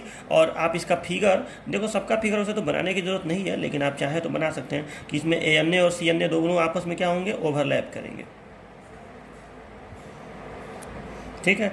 तो ये हो गया टी बीम। और इसका डायग्राम कैसे बनेगा, तो मैं आपको डायग्राम कई बार बता चुका हूँ कि डायग्राम तो ऐसे ही बनेगा कि ये हो गया लाइन और ये न्यूट्रल एक्सिस, ठीक है। तो यहाँ से इस तरह से लीनियर आएगा क्योंकि डब्ल्यू एस एम विधि है, और ये नीचे आएगा, ठीक है, ये हो जाएगा। और बैलेंस सेक्शन है तो यहाँ sigma S T by M, इसका भी परमिसिबल, और यहाँ पे सिग्मा सी बी सी दोनों का परमिसिबल। इसको आप बल बनाएंगे तो ये बल के रूप में कितना आएगा, तो जब आप इसको फोर्स बनाएंगे तो ये इतना आएगा, जब आप इसको फोर्स बनाएंगे तो ये इधर से यहाँ पे लगेगा, ठीक है, ये सिग्मा सी, ठीक है, और ये हो जाएगा यहाँ पे फोर्स के रूप में टी, ठीक है। सिग्मा सी का मान कितना होगा, तो 0.5 B F into X into sigma C B C. आप इसको देखो, यक्स कहिए चाहे एक्सी कहिए, तो ज़्यादा अच्छा तो एक्सी ही रहेगा कहना यहाँ पे, 0.5 B F into X C into sigma C B C, ठीक है, सिग्मा सी बी सी ये हो गया। और ये कितने दूरी पे काम करेगा, तो ये ऊपर से यक्स बाई 3 दूरी पे काम करेगा, ओके। और टी का मान क्या होगा, sigma S T into A S T, ठीक है, ये टी का मान हो गया। और बीच में लीवर आर्म होगा, तो लीवर आर्म का मान कितना होगा, तो लीवर आर्म का मान वही होगा डी माइनस, ये भी एक्सी होगा ना, तो डी माइनस एक्सी बाई 3, ठीक है, ये यहाँ पे एक्सी होगा। चलिए, तो एक्सी, ठीक है। तो इसका कैसे आप निकालेंगे, तो देखिए, इसमें आप लोग चाहें तो टी इंटू जेड भी कर सकते हैं और सी इंटू जेड भी कर सकते हैं, क्योंकि बैलेंस सेक्शन है तो आप चाहें तो जिसका मन करे उसका प्रयोग आप कर सकते हैं, ठीक है। तो यहाँ पे आप लोग एम आर निकालने के लिए सी इंटू जेड भी कर सकते हैं या टी इंटू जेड भी कर सकते हैं। दोनों फार्मूला यहाँ पे इक्वल आंसर एकदम देंगे, और इस दोनों का परमिसिबल पता ही रहता है, तो आपका इसमें कोई दिक्कत नहीं है, ठीक है। तो 0.5 सहूलियत दोनों को यूज करने में है, तो B F into X C into sigma C B C into D minus X C by 3, D minus X C by 3 मन कर तो आप इसका यूज करिए, या आप यूज कर लीजिए, या हमारे इक्वल टू यूज कर लीजिए sigma S T into A S T into D minus X C by 3, दोनों से सही आंसर आएगा, ठीक है। तो मैंने ये दोनों को यहाँ पे लिख दिया है कि दोनों से आप लोग इसका आंसर निकाल सकते हैं, ठीक है। तो ये हो गया बैलेंस सेक्शन क्लब। आप देखिए, तो पुराने वाला जो है उसमें आप देखिए और इसमें देखिए क्या अंतर आपको दिख रहा है। तो ये देखिए, यहाँ पे जो इसके पहले का था इसमें, तो आप देखिए, तो इस फार्मूला में इसमें तो फिक्स था कि हम लोग इसी का यूज करेंगे, और यहाँ पे 0.5 बी एफ इंटू एक्स था और यहाँ पे एक्स सी आया है, तो 0.5 B F into X C into sigma C B C D minus X C by 3, ठीक है। तो मतलब कोई अंतर नहीं आया, केवल एक्स की जगह पे एक्स सी आया है, और वो एक्स जो है आपका इसमें एक्स सी के बराबर होता ही है, ठीक है। तो एक्स जाहिर सी बात है, एक्स सी बन ही गया है इसमें, जब ये बैलेंस सेक्शन है तो एक्स सी बन गया है, तो फार्मूला में केवल एक्स की जगह पे एक्स सी का इस्तेमाल हो जाएगा, तो ये आंसर आपका आ जाएगा, ठीक है। तो बस हो गया ये, ओके। अब बात करेंगे केस नंबर सेकेंड की, जब न्यूट्रल एक्सिस कहाँ हो, वेब में हो। जब न्यूट्रल एक्सिस वेब में हो तब क्या होगा। तो देखिए, जब न्यूट्रल एक्सिस वेब में हो, इसको टेक्निकली कैसे लिखेंगे, ये हमारा जो न्यूट्रल एक्सिस है यानी X is greater then D F है। ठीक है, अब इसमें भी 3 कंडीशन हो जाएगा। पहला कंडीशन अंडर इनफोर्ड, दूसरा कंडीशन ओवर इनफोर्ड, तीसरा कंडीशन बैलेंस। तो फॉर अंडर इनफोर्ड, तो अंडर इनफोर्ड सेक्शन अगर हो तो उसको टेक्निकली कैसे, मैथमेटिकली कैसे लिखते हैं, तो फॉर अंडर इनफोर्ड सेक्शन इसको मैथमेटिकली लिखते हैं ऐसे, X is less than X C. ठीक है, ऐसे लिखते हैं। इसका फिगर कैसे बनेगा, तो एक जल्दी से एक टीबी में से बना लेते हैं। ठीक है, ये वेब और फ्लेंज हो गया, ये वेब हो गया। अंडर इनफोर्ट है तो छड़ें थोड़ी कम रहेंगी, और इसके बाद हम लोग इसमें न्यूट्रल एक्सिस दिखाएंगे। तो मान लो कि न्यूट्रल एक्सिस वेब में दिखाना है, तो ये वेब में न्यूट्रल एक्सिस हो गया। ठीक है, इसको कहेंगे ए एन ए। ठीक है, A N A actual neutral axis, A N A. और अंडर इनफोर्ट सेक्शन में आपको मालूम है कि इसका सी एन ए जो है नीचे रहेगा। ठीक है, तो ये हो गया सी एन ए। अब देखिए, और यहाँ से यहाँ तक हो गया बी एफ। ठीक है, इसका स्ट्रेट डायग्राम बना लिया जाए। अच्छा, इसको कहेंगे एक्स और इसको कहेंगे एक्स सी। ठीक है, और इसका स्ट्रेट डायग्राम, तो स्ट्रेट डायग्राम इसका इसके मदद से बनेगा, एक्स वाले की मदद से बनेगा। ठीक है, लीनियर ऐसे एक रेखा खींचो और फिर ये इधर करो, और इसके बाद लीनियरली इसको ले आएंगे, इस एक्स वाले पे ले आएंगे, एक्स सी वाले से नहीं मतलब है। ठीक है, ऐसे ले आएंगे और इसको ऐसे कर लेंगे। ठीक है, अब अंडर इनफोर्स सेक्शन है तो ये sigma S T by M होगा। अब इतना इसको बार बार समझाने की जरूरत नहीं है, ये सिग्मा सी होगा। चलो, और यहाँ पे आपको मालूम है कि इसमें हर जगह ऐसे तीर लगा देंगे। अब देखिए, यहाँ पे समस्या ये है कि यहाँ पे आप केवल अगर इसका एरिया निकाल दें, और एरिया में अगर आप किस चौड़ाई का गुणा करेंगे, क्योंकि इसमें जो कंक्रीट है वो दो एरिया में बटा हुआ है। आप ध्यान से देखिए, कंक्रीट जो है वो 2 तरह के क्षेत्रफल में बटा हुआ है। एक फ्लैंज वाला है, एक ये फ्लैंज वाला एरिया है। ठीक, और कुछ दूर आप देखिए तो ये वेब वाला एरिया है। ठीक, तो ये 2 तरह के एरिया में कंक्रीट बटा हुआ है। जब इसमें आएगा तब, इसमें आता तो कोई दिक्कत ही नहीं था, इसमें आया तो 2 एरिया है। अब जाहिर सी बात है, इसका फोर्स कुछ अलग होगा और इसका फोर्स कुछ अलग होगा। मतलब वेब का फोर्स कुछ अलग होगा और फ्लैंज का फोर्स कुछ अलग होगा, क्योंकि जब आप इस क्षेत्रफल में बी एफ का गुणा करेंगे तो वो इसका फोर्स निकलेगा, और जब इसके क्षेत्रफल में, और पूरे क्षेत्रफल में नहीं, इतने ही दूर के क्षेत्रफल में, मतलब ये भी थोड़ा ध्यान देने वाली बात है कि जब इतने ही दूर के क्षेत्रफल में, ठीक है, जब इतने ही दूर के क्षेत्रफल में आप गुणा किसका करेंगे, इसके चौड़ाई का करेंगे, बी डब्ल्यू के चौड़ाई करेंगे, तो इसका फोर्स निकलेगा जो इस पर लगेगा, कंप्रेसिव फोर्स। ठीक है, तो ये थोड़ा सा इसमें है कि 2 तरह के इसमें फोर्स लग रहा है। ठीक है, चलो इसको भी यहाँ पे लिख दीजिए कि ये डी एफ है ना, इसको इधर दिखा दीजिए कि यहाँ से यहाँ तक ये डी एफ है।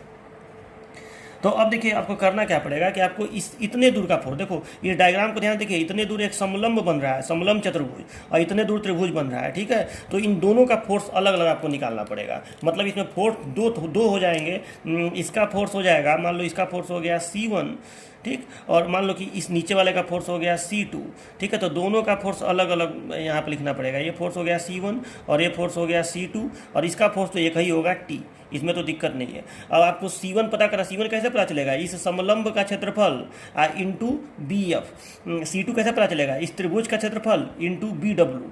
ठीक है, ऐसे पता चलेगा। और फिर C1 लगेगा इस समलंब के सेंट्रॉइड पर, ऊपर से समलंब के सेंट्रॉइड पर। तो मान लीजिए कि इसको मैं Y1 कह रहा हूँ। ठीक है, मान लो इस दूरी को मैं y1 कह रहा हूँ, और C2 लगेगा इस त्रिभुज के सेंट्रॉइड पर लेकिन ऊपर से, तो इस दूरी को मैं मान लो कि y2 कह रहा हूँ। ठीक है, तो देखो यहाँ मैंने लिख दिया है। y1 क्या है, ध्यान से समझ लीजिए, थोड़ा सा कंजस्टेड डायग्राम है, छोटा सा, मेरा बोर्ड छोटा होता है तो सा लिखने में दिक्कत होती है। तो देखिए, ये C1 है जो ऊपर से y1 पे लगेगा, वो इसका फोर्स है, मतलब इस फ्लैंज पे लगने वाला फोर्स है जो इस समलंब के सेंट्रॉइड पे काम करेगा, C1। और इतने दूर का जो फोर्स होगा वो C2 है जो इस त्रिभुज के सेंट्रॉइड पे काम करेगा। ऊपर से इसका डिस्टेंस y1 है, इसका डिस्टेंस y2 है। ठीक है, तो हमें अब पता करना है C1 C2 का मान, y1 y2 का मान, और T का मान, और लीवर आर्म इसमें 2 ठे होगा। ठीक है, एक होगा C1 से T वाला, चलो इसको मैं Z1 लिख दे रहा हूँ। तो एक लीवर आर्म Z1 होगा और एक लीवर आर्म Z2 होगा। ठीक है, तो इसमें 2 लीवर आर्म होंगे। ठीक है, चलो तो ऐसे 2 लीवर आर्म होंगे, Z1 और Z2। ठीक है, Z1 का मान D माइनस Y1 होगा, यहाँ से यहाँ तक D है तो Z1 का मान D माइनस Y1 और Z2 का मान D माइनस Y2 होगा। चलो, तो अब पता किया जाए सारा चीज़, और ये अंडर इनफोर्स सेक्शन के लिए हम कर रहे हैं। तो आपको मालूम है कि अंडर इनफोर्स सेक्शन में ये सिग्मा ST पहुँचा रहेगा, वो सिग्मा C ही रहेगा। ठीक है, तो चलो अब इसको हम लोग कर लिया जाए। तो अब देखिए, इसमें सबसे पहली बात तो ये है कि कि पहले C1 और C2 का मान लिखो। तो C1 का मान देखिए कितना होगा। तो चलो सबसे पहले C1 का मान निकालते हैं। तो देखिए C1 का जो मान है वो कितना होगा, तो C1 का मान इस समलंब का क्षेत्रफल, ठीक है। तो समलंब का क्षेत्रफल क्या होगा, तो समलंब का क्षेत्रफल होगा कितना कितना होता है, समांतर भुजाओं का योग गुणे ऊंचाई, ठीक है, 1/2 गुणे समांतर भुजाओं का योग गुणे ऊंचाई होता है, ठीक है। तो समांतर भुजाओं का योग, तो देखिए यहाँ पे ये जो स्ट्रेस है ना हमें पता करना पड़ेगा, क्योंकि ये अगर सिग्मा C है तो मान लो कि ये सिग्मा C डैश है अगर, तो हमें ये पता करना पड़ेगा कि ये कितना होगा, ठीक है। ये चीज़ हमें पता करना पड़ेगा। तो सपोज दैट कि ये स्ट्रेस जो है ये, इसको मैं सिग्मा C डैश लिख दे रहा हूँ, ठीक है। तो इसको सिग्मा C डैश मैं यहाँ बगल में लिख दे रहा हूँ, समझ लीजिएगा। थोड़ा सा यहाँ पे बहुत ज़्यादा कंजेस्टेड डायग्राम हो जाता है, ठीक है। और ख़ास करके बोर्ड पे, बड़े बोर्ड पे तो मैं पढ़ाता नहीं हूँ यहाँ पे, ठीक है। तो यहाँ पे थोड़ा सा लिखने में दिक्कत होती है, तो ये सिग्मा C डैश में लिखा हूँ, ठीक है। आपको मैं बोल दे रहा हूँ ये सिग्मा C डैश है। चलो ये दूरी DF है, ठीक है। तो देखो अब हमें ये चीज़ पता करना पड़ेगा कि सिग्मा C डैश कितना होगा। तो हम इस त्रिभुज में समरूप का यूज करेंगे तो सिग्मा C डैश हमारा निकल जाएगा।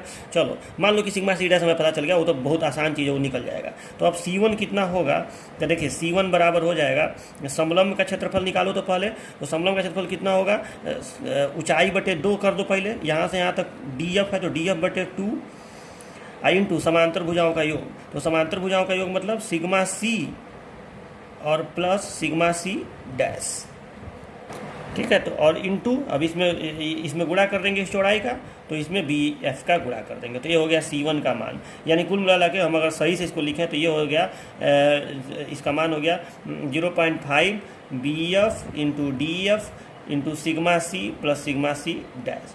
चलो ये हो गया 0.5 BF DF sigma C plus sigma C dash, ये हो गया। अच्छा, इसमें सिग्मा C डैश का यहाँ से अलग से बता दीजिए कि सिग्मा C डैश आप कैसे पता करेंगे। तो सिग्मा C डैश समरूप त्रिभुज से पता करेंगे कैसे, तो सिग्मा C डैश हो जाएगा, पहले अनुपात के रूप में ऐसे लिखेंगे, ठीक है। यहाँ पे मैं बगल में कर ले रहा हूँ। तो सिग्मा C अब बटे x, ठीक है, सिग्मा C बटे x तो हमें पता ही रहेगा, बराबर हो जाएगा सिग्मा C डैश अब बटे सिग्मा C बटे x और सिग्मा C डैश बटे इतना, ठीक है। तो ये यहाँ से यहाँ तक x है तो x में से DF घटा दो, तो x माइनस DF, यहाँ से यहाँ तक x माइनस DF होगा, तो x माइनस DF। तो सिग्मा C डैश बराबर कितना आया, तो यार सिग्मा C डैश बराबर देखिए सिग्मा C इंटू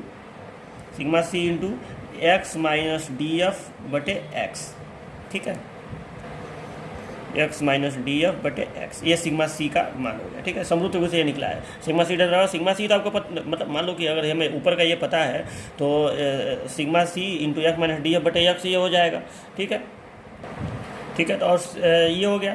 अब देखिए, अच्छा ये जो सिग्मा C है, सिग्मा C ये सिग्मा CBC नहीं है क्योंकि अंडर इनपुट सेक्शन है, तो ये तो सिग्मा C भी आपको निकालना पड़ेगा समरूप त्रिभुज का प्रयोग करके, ठीक है। समरूप त्रिभुज का प्रयोग करके आपको ये निकालना पड़ेगा सिग्मा C का मान। मतलब अब आपको ये समरूप त्रिभुज का प्रयोग करना पड़ेगा, आपको लिखना पड़ेगा सिग्मा C बटे सिग्मा ST/m बराबर x बटे D माइनस एक्स। इसका प्रयोग करके आपको ये सिग्मा C भी निकालना पड़ेगा, ठीक है। और वो भले अंडर इनपुट सेक्शन है, इसमें आपको ये काम करना पड़ेगा। एक्चुअली इसमें प्रॉब्लम है ना कि इसमें 2 ठे लीवर आर्म है, ठीक है, 2 ठे लीवर आर्म है, तो ये इसमें प्रॉब्लम है। तो आपको ये पता करना ही पड़ेगा कि C1 कितना होगा और C2 कितना होगा। तो अब C2 को देखिए, तो अच्छा चलो एक मिनट, अभी ये तो निकल गया, लेकिन जरा सा हम एक और काम कर लें, जरा ये Y1 भी निकाल लें कि Y1 कितना होगा, ठीक है। क्योंकि ये जो C1 है ये काम कहाँ पे करेगा, ऊपर से Y1 दूरी पे कर रहा है, तो Y1 का मान कितना होगा, तो Y1 क्या होगा, इस समलंब का सेंट्रॉइड, इस समलंब का इधर से, तो समलंब का सेंट्रॉइड निकालने का एक सूत्र होता है। अब वो सूत्र पता नहीं आप लोग पहले से पढ़े हैं कि नहीं, कि पहले कर देंगे DF/3, देखिए DF/3 और ब्रैकेट में ये जो छोटा वाला है इसका डबल कर देंगे, तो 2 sigma C dash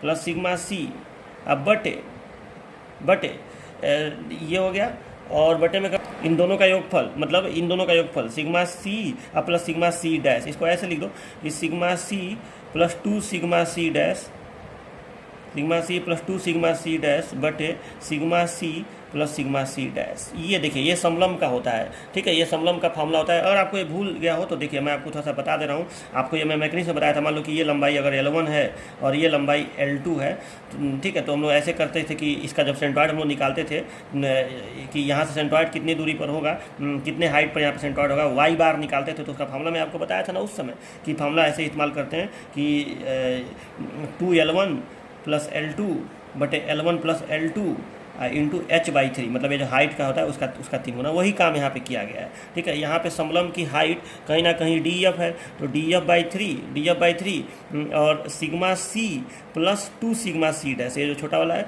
sigma c plus 2 sigma c dash बटे sigma c plus sigma c dash, ऐसे कर लेंगे तो आपका y1 निकल जाएगा। अब चलो अब पता करते हैं हम लोग कि y2 कितना होगा, c2 कितना होगा। तो लिखेंगे now C2 is equal to, C2 तो आसान है क्योंकि यहाँ पे एक त्रिभुज बन रहा है, इस त्रिभुज का क्षेत्रफल निकाल के और इसमें BW का गुणा कर दीजिए। तो त्रिभुज का क्षेत्रफल 1/2 गुणे आधार गुणे ऊंचाई, तो 0.5, आधार यहाँ पे किसी को आधार कहिए किसी को ऊंचाई कहिए, मान लो इसी को आधार कहिए इसको ऊंचाई कहिए, तो सिग्मा C डैश, ठीक है, इंटू ये चीज़ अब कितना होगा यहाँ से यहाँ तक। तो देखो ये टोटल यहाँ से यहाँ तक यक्स है, देखो यहाँ पे बगल में लिखा गया है, तो ये यक्स है, यहाँ से यहाँ तक DF है, तो ये हो जाएगा यक्स माइनस DF। तो 0.5 sigma C dash x minus DF, इसमें गुणा करना पड़ेगा BW का। ठीक है, इसमें गुणा करना पड़ेगा BW का, तो इसको अच्छे से लिख देंगे अगर हम, तो ये हो जाएगा 0.5 BW into sigma C dash x minus DF। चलो तो ये हो गया इसका फार्मूला, C2 का फार्मूला, ये C1 का फार्मूला था और ये C2 का फार्मूला है। चलो तो 0.5 BW sigma C dash x minus DF। अब ये काम कहाँ पे करेगा C2, तो ये काम करेगा देखो इसके सेंट्रॉइड पे, इस त्रिभुज के यहाँ से सेंट्रॉइड कितना होता है, तो ये दूरी जो है अभी बताया हूँ यक्स माइनस DF है, तो यक्स माइनस DF/3 पे ये काम करेगा C2। लेकिन आपको यहाँ से बताना है ना, तो आपको ये DF जोड़ना पड़ेगा, मतलब DF plus x minus DF/3। ये दूरी यक्स माइनस DF/3 है, ये दूरी यक्स माइनस DF है और इसके 1/3 पर काम करता है समकोण से। जैसे त्रिभुज है तो ये दूरी जितना होता है उसके 1/3 पे यहाँ पे परिकेंद्र होता है सेंट्रॉइड। ठीक है, तो ये दूरी यक्स माइनस DF है, तो परिकेंद्र हो जाएगा, मतलब y2 का मान हो जाएगा x minus DF/3 plus DF। ठीक है, ये y2 का मान हो गया, x minus DF/3 plus DF। ठीक है, तो आपने y1 का मान भी निकाल लिया, y2 का मान निकाल लिया, C1 भी निकाल लिया, C2 भी निकाल लिया।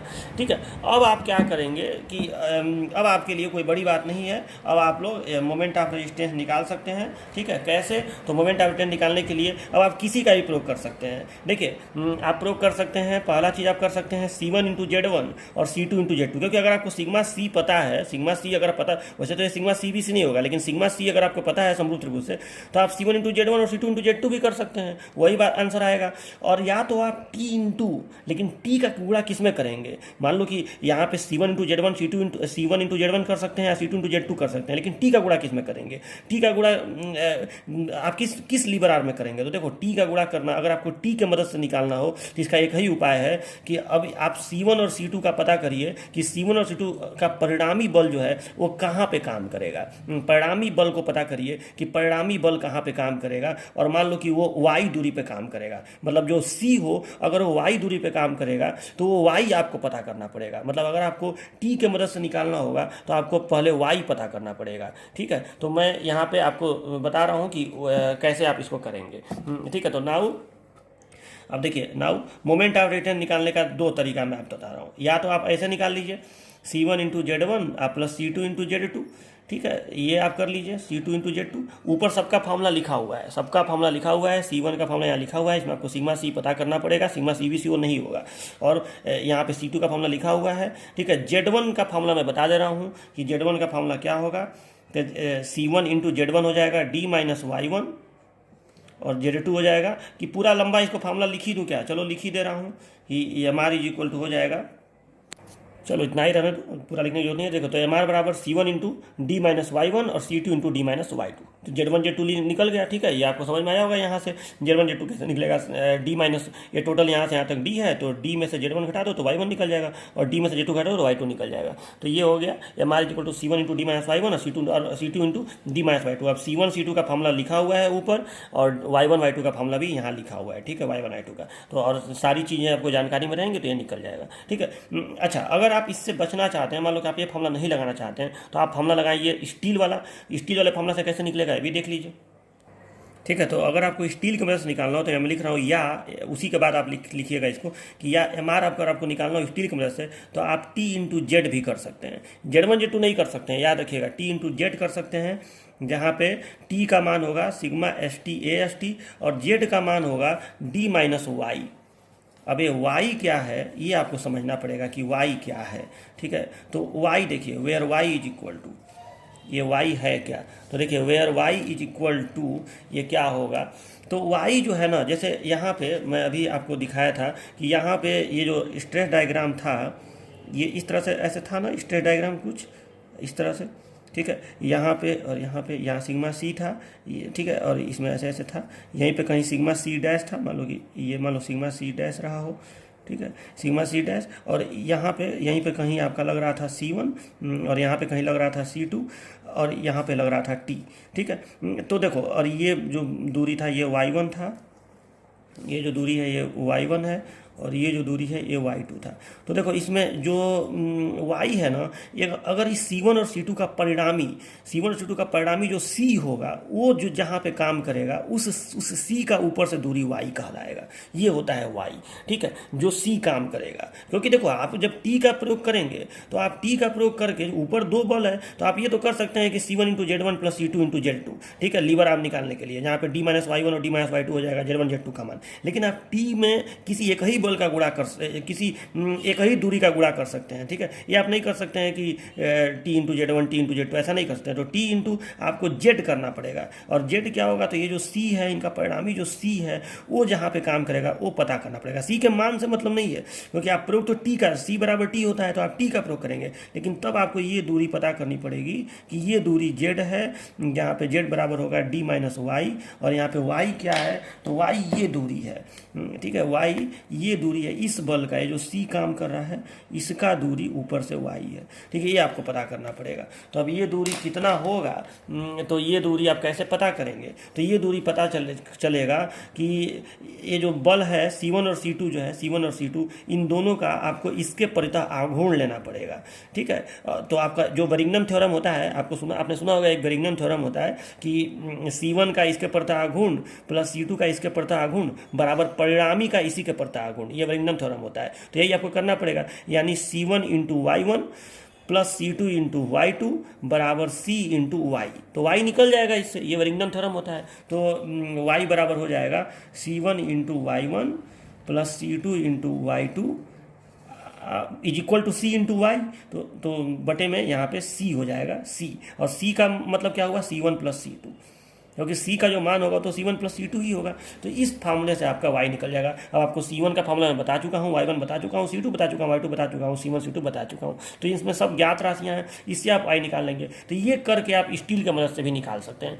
तो अब देखिए इसमें भी आपको सिग्मा सी ऊपर वाला तो पता करना ही पड़ेगा। तो यहाँ पे अंडर इन्फोर्स सेक्शन में भी, मतलब जो सेकंड वाला केस है, जो ये वाला केस है, केस सेकंड की, जब न्यूट्रल एक्सिस वेब में हो, इसमें अंडर इन्फोर्स्ड के लिए भी आप देखिएगा तो ज़्यादा असहूलियत इसी फार्मूला को लगाने में होता है, ठीक है, ज़्यादा सहूलियत इसी फार्मूला को लगाने में होता है। इसलिए ये फार्मूला लगाने में सहूलियत होता है, क्योंकि हमें कहीं ना कहीं सिग्मा सी तो पता करना ही पड़ेगा, मेहनत करके सिग्मा सी तो पता करना ही पड़ेगा, क्योंकि इस फार्मूला में भी आप देखिए तो सिग्मा सी, इस C1 और C2 निकालने के लिए हमें सिग्मा सी की तो ज़रूरत पड़ने ही वाली है, ठीक है। तो हम उससे बच नहीं सकते हैं, तो कोई फ़ायदा नहीं है इस फार्मूला को भी लगाने का, आपकी मर्जी। तो आप सिग्मा सी निकाल के, हाँ ये बात है कि जब एक बार वाई निकल जाएगा तो ये छोटा सा गुणा करना पड़ेगा, ठीक है। तो लेकिन ज़्यादातर आप देखिएगा तो यही फार्मूला ज़्यादातर आप प्रयोग करिएगा। मतलब ये मत सोचिएगा कि अरे अंडर इन्फोर्स सेक्शन है तो कंक्रीट वाला प्रयोग कैसे होगा, वो दोनों उत्तर सेम ही आएगा, ठीक है। बार बार मैं आपको बता रहा हूँ कि इससे भी वही आंसर आएगा, लेकिन सिग्मा सी पता करना पड़ेगा, और इसमें सिग्मा सी दोनों में पता करना पड़ेगा। इसके पहले वाला जो केस फर्स्ट था उसमें सिग्मा सी अंडर वाले में पता करने की जरूरत नहीं पड़ रही थी, ठीक है, क्योंकि स्टील से निकल जा रहा था। इसमें स्टील से निकलेगा तो भी इसमें सिग्मा सी, क्योंकि वाई निकालने के लिए ये C1 C2 चाहिए, और C1 C2 के फार्मूला में सिग्मा सी आया हुआ है। देखिए यहाँ भी सिग्मा सी आया हुआ है, और यहाँ भी सिग्मा सी, इसमें भी C2 के फार्मूला में सिग्मा सी डैश तो आया हुआ है ना, और सिग्मा सी डैश निकालने के लिए खुद सिग्मा सी का प्रयोग करना पड़ेगा। तो चलिए ये सब चीज़ें हैं। Y1 Y2 में तो नहीं करना पड़ेगा, Y1 में भी देखिए करना पड़ेगा, इसमें भी सिग्मा सी का प्रयोग करना पड़ेगा, Y2 में नहीं करना पड़ेगा, ठीक है। तो इसलिए ये चीज़ है आपका। तो ये आपको समझ में आया ना कि अंडर इन्फोर्स सेक्शन अगर केस सेकंड में हो तो कैसे करेंगे। मुझे पूरा उम्मीद है कि आपको ये समझ में आ गया होगा।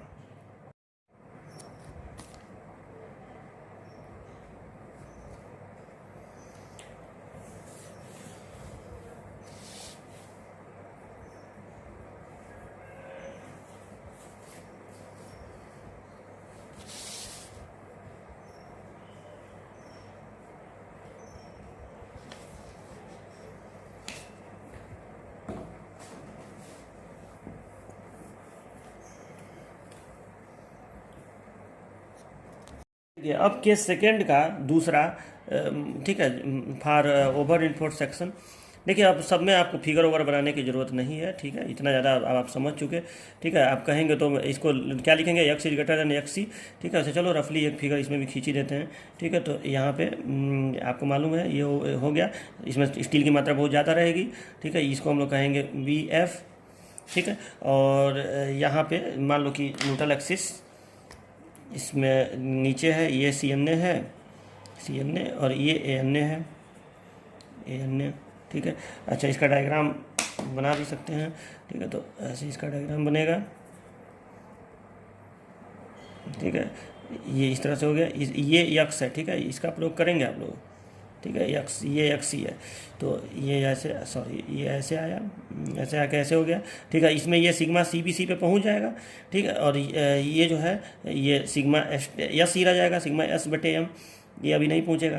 तो ये हो गया टी, और यहाँ पे वही दो बल होंगे, ठीक है, यहाँ पे वही दो बल होंगे, एक बल होगा C1 और एक बल होगा C2, ठीक है। और C1 आप जान ही रहे हैं कैसे निकलेगा, समलम का क्षेत्रफल, C2 जान ही रहे हैं त्रिभुज का क्षेत्रफल, और ये काम करेगा Y1 पे और ये काम करेगा Y2 पे, ठीक है। तो ये Y2 पे काम करेगा C2। तो देखिए अब यहाँ पे और हमें टी का प्रयोग करके निकालना तो भाई जाहिर सी बात है कोई होशियारी नहीं रहेगा, क्योंकि टी में यहाँ पे जाहिर सी बात है अब सिग्मा एस है, यहाँ तो सिग्मा सी बी सी है। तो अगर हमें टी का प्रयोग करना पड़ेगा तो पहले तो हमें ये सिग्मा एस पता करना पड़ेगा, तो फिर हमको समरूप त्रिभुज का यूज करना पड़ेगा, और वो पता चल भी जाएगा, उसके बाद भी हमें वाई पता करना पड़ेगा कि वाई कितना होगा। तो मतलब नीचे वाले की मदद से निकालना तो यहाँ बेवकूफ़ी है ओवर इन्फोर्स में, ठीक है। और वैसे भी ओवर इन्फोर्स में कंक्रीट का प्रयोग करके ज़्यादा सूटेबल होता भी है, तो क्योंकि यहाँ सिग्मा सी बी सी है, तो हम लोग क्या करेंगे, इसी का प्रयोग करके निकालेंगे। तो देखो अभी जो आप डेरिवेशन किए हैं C1 C2 का, बस उसमें सिग्मा सी बी, जहाँ आप सिग्मा सी लिखे थे वहाँ सिग्मा सी बी सी कर दीजिए, सारा का सारा काम फाइनल हो जाएगा। चाहे Y1 हो, चाहे Y2 हो, चाहे C1 हो, चाहे C2 हो, जहाँ सिग्मा सी बी सी है वहाँ सिग्मा सी बी सी कर दीजिए, और जहाँ जहाँ सिग्मा सी डैश था वहाँ कर देंगे हम लोग, मान लो कि यहाँ पे ये सिग्मा सी था, तो यहाँ पे अब इसको मैं लिख दे रहा हूँ sigma C B C dash, ठीक है। तो यहाँ ये sigma C B C dash क्या है, इसके इस लेवल पे जो स्ट्रेस होगा, ठीक है, इस लेवल पे जो डी एफ दूरी पे जो स्ट्रेस होगा, ये जो है ये sigma C B C dash है। तभी तो हमें पता चलेगा कि इसका बल C2 है, इसी में जो बल काम करेगा वो C2 है, और इसमें जो बल काम करेगा इतने दूर में जो बल काम करेगा वेब में वो बल C2 है, और जो फ्लैंज में काम करेगा वो बल C1 है। तो चलो अब हमें ये पता करना है कि ये C1 C2 कितना होगा, Y2 कितना होगा। तो इसीलिए मैं इसको मिटा नहीं रहा था, इसलिए नहीं मिटा रहा था क्योंकि इसी की मदद से हम ये काम करेंगे। तो देखिए अब इसमें हम लोग क्या करेंगे कि जहाँ जहाँ जैसे C1 का फॉर्मूला इसमें से मैं देख के कॉपी कर रहा हूँ, देखो C1 का फॉर्मूला क्या हो जाएगा, तो C1 का फॉर्मूला ये देखिए 0.5 BF into DF into sigma CBC प्लस सिग्मा CBC डैश, बस ये हो गया C1 का फॉर्मूला। अच्छा हुए यार इसमें सिग्मा सी डैश बराबर क्या लिखाएगा, तो सिग्मा सी डैश बराबर लिखाएगा sigma C B C dash बराबर, sorry sigma C B C dash बराबर लिखाएगा sigma C B C X minus D F बटे एक्स, ठीक है। अच्छा y1 क्या हो जाएगा, y1 क्योंकि ये C1 काम करेगा y1 पे, तो y1 का फॉर्मूला देखिए यहाँ पे लिखा है df/3, तो ये df/3 और ब्रैकेट में sigma C B C plus 2 sigma C B C dash बटे sigma C B C plus sigma C B C dash, ये हो गया। अच्छा नाउ सेम उसी चीज़ को मैं कॉपी कर रहा हूँ, आप देखते जाइएगा।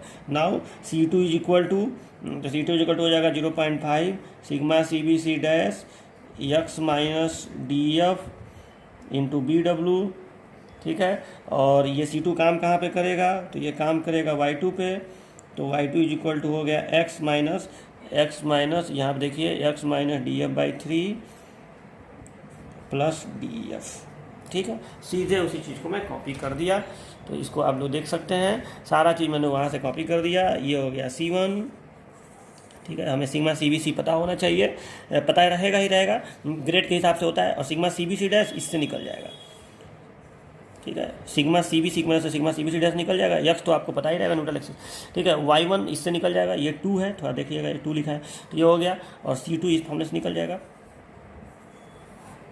और y2 यहाँ से निकल जाएगा। और फिर मोमेंट ऑफ रेजिस्टेंस कैसे निकालेंगे, तो इसलिए moment of resistance mr is equal to C1 into Z1 plus C2 into Z2।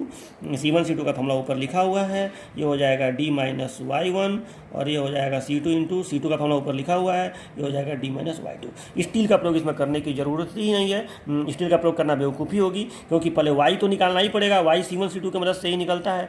और दूसरी बात कि इसमें सिग्मा s भी निकालना पड़ेगा, समरूप ऊर्जा का प्रयोग करेगा तो क्या फ़ायदा। तो ये हो गया। और अब देखिए तीसरा केस, देखिए लास्ट केस जो है for balance section. For balance section, तो बैलेंस सेक्शन में आपको मालूम है कि x बराबर होता है xc, ठीक है। तो इसमें एन और सी एन ओवरलैप कर जाता है, ठीक है। तो फिगर बनाने की ज़रूरत नहीं है इसमें, या फिर आप चाहें तो एक रफली फिगर यहाँ बना भी सकते हैं, ठीक है। ठीक है, तो ये हो गया। इसमें एन और सी एन ओवरलैप करता है, x बराबर xc होता है। अब इसमें आपको मालूम है कि दोनों में पहुँच जाता है। इसका जब डायग्राम बनेगा तो इस तरह से बनेगा इसका डायग्राम, कि यहाँ पे सिग्मा CBC और यहाँ पे सिग्मा ST/m, ठीक है। और इसमें ऐसे स्ट्रेस होगा, यहाँ पे कहीं सिग्मा CBC डैश होगा, ठीक है। और यहाँ पे बल C1 और यहाँ पे बल यहाँ पे कहीं C2 काम करेगा और यहाँ पे T काम करेगा, ठीक है। तो यहाँ पे अब आपको करना क्या पड़ेगा कि आप चाहें तो T का भी प्रयोग कर सकते हैं और चाहे तो C1 C2 की मदद से भी निकाल सकते हैं, लेकिन ज़्यादा अच्छा C1 C2 ही रहेगा, क्योंकि देखो कभी भी इसमें y निकालने के लिए आपको C1 C2 का हेल्प लेना ही पड़ेगा, ठीक है। तो इसके लिए अच्छा यही रहेगा कि आप ऊपर वाले का ही प्रयोग करिए। तो ये y1 y2 वाले का प्रयोग करके हम लोग इसको कर लेंगे। बस एक अंतर आएगा कि मतलब यही वाला फार्मूला सारा प्रयोग होगा, ये C1 का ही फार्मूला प्रयोग होगा। बस एक अंतर आएगा कि जहाँ भी x लिखा हुआ है वहाँ पे xc लिख देंगे हम लोग, जहाँ भी x लिखा हुआ है वहाँ पे xc लिखा जाएगा, बस बात खत्म। इससे आपका निकल जाएगा, जहाँ भी x लिखा हुआ है xc लिखा जाएगा, ठीक है। हम लोग xc का प्रयोग करेंगे, वही x ही तो xc बन गया यहाँ पे। तो इसके लिए फार्मूला मैं लिख दे रहा हूँ। तो देखिए यहाँ पे फार्मूला मैं लिख दिया हूँ, वही फार्मूला ऊपर वाला जो ये फार्मूला था C1 इज इक्वल टू, यही फार्मूला यहाँ पे नीचे हो जाएगा, ठीक है। यही फार्मूला यहाँ पे नीचे भी मैंने लिख दिया है, C1 इज इक्वल टू इतना। और इसमें सिग्मा CBC का जब मान आप निकालेंगे तो x की जगह पे xc कर देंगे, ठीक है। यहाँ पे पहले वाले में x के जगह पे यहाँ पे x था ना x, अब इसके जगह पे आप यहाँ पे xc कर देंगे, बस इतना अंतर आएगा, ठीक है, xc। और ये y1 पे काम करेगा, y1 का फार्मूला तो पुराना वाला ही होगा। C2 जब निकालेंगे तो फिर x के जगह पे xc कर देंगे, बस वही करना है, x के जगह पे xc कर देना है, बाकी सारा चीज़ सेम रहेगा, ठीक है। y2 में भी x के जगह पे xc कर दिया यहाँ पे मैंने, ठीक है। और फिर मोमेंट ऑफ रेजिस्टेंस का formula mr is equal to C1 Z1 plus C2 Z2, C1 into D minus Y1 plus C2 into D minus Y2। तो ये हो गया मोमेंट ऑफ रेजिस्टेंस। तो आपको अब देखिए मतलब दोनों केस में, केस फर्स्ट में और केस सेकंड में तीन केस मिला है, ठीक है। तो इस तरह से आपको देखिए। अब एक बात और, कोई बच्चा इसको देखेगा तो सोचेगा भाई कितना लंबा लंबा फार्मूला हो गया। तो टीबी में तो आप लंबा लंबा फार्मूला होता है, अभी जब आप LSM करेंगे तो और लंबे लंबे फार्मूला मिलेंगे, लेकिन रटना नहीं चाहिए, जो रटेगा वो फंसेगा। ये सब आप कोई रटता नहीं है, आप समझे रहेंगे तो आप काम को कर ले जाएंगे बड़े आसानी से, ठीक। इसीलिए समझना ज़्यादा इसमें ज़रूरी है, रटिएगा मत, ठीक है। देखिए अब मैं आपको ये बताने जा रहा हूँ कि आप मोमेंट ऑफ रेजिस्टेंस को किन किन स्टेप का पालन करके निकालेंगे। अब मैं स्टेप बताने जा रहा हूँ, steps to find moment of resistance, ठीक है। ये बहुत ज़्यादा इंपॉर्टेंट है, रियल में इसी पे आपको चलना पड़ेगा। क्वेश्चन जनरली न्यूमेरिकल का जो आता है, या तो टी-बीम का वो सब आएगा इंट्रोडक्शन वाला पार्ट, नहीं तो न्यूमेरिकल आएगा तो आपको इसी को फॉलो करना पड़ेगा। तो इसको आप अच्छे से समझ लीजिए। और इसी में मैं ये बताऊँगा आपको कि जो मैं शुरू में कहा था, एक सस्पेंस की बात किया था मैंने, कि कैसे आपको पता चलेगा कि न्यूट्रल एक्सिस फ्लैंज में होगा कि वेब में होगा, ये आप कैसे पता करेंगे। तो देखिए सबसे पहले देखिए मोमेंट ऑफ रेजिस्टेंस निकालने के क्वेश्चन में आपको सेक्शन का डिटेल तो निश्चित है दिया रहेगा, मतलब BF कितना है, DF कितना। BF नहीं भी दिया रहेगा तो निकल जाएगा, बताया हूँ ना पिछले लेक्चर में कि कैसे निकलता है, तो वो सब दिया रहेगा जिससे निकल जाएगा। DF दिया रहेगा, BW ये सब आपको दिया रहेगा, ST दिया रहेगा। ग्रेड ऑफ कंक्रीट और स्टील दिया रहेगा, मतलब अगर मैं इनडायरेक्टली कहूँ तो सिग्मा CBC और सिग्मा ST आपको पता रहेगा। और निकालना क्या है, MR, एनालिसिस करने का मतलब मोमेंट ऑफ रेजिस्टेंस निकालना। तो देखिए पहला काम आप लोग क्या करिएगा, बिना कुछ सोचे समझे पहला काम ये करिएगा कि आप निकाल लीजिएगा find critical depth of neutral axis.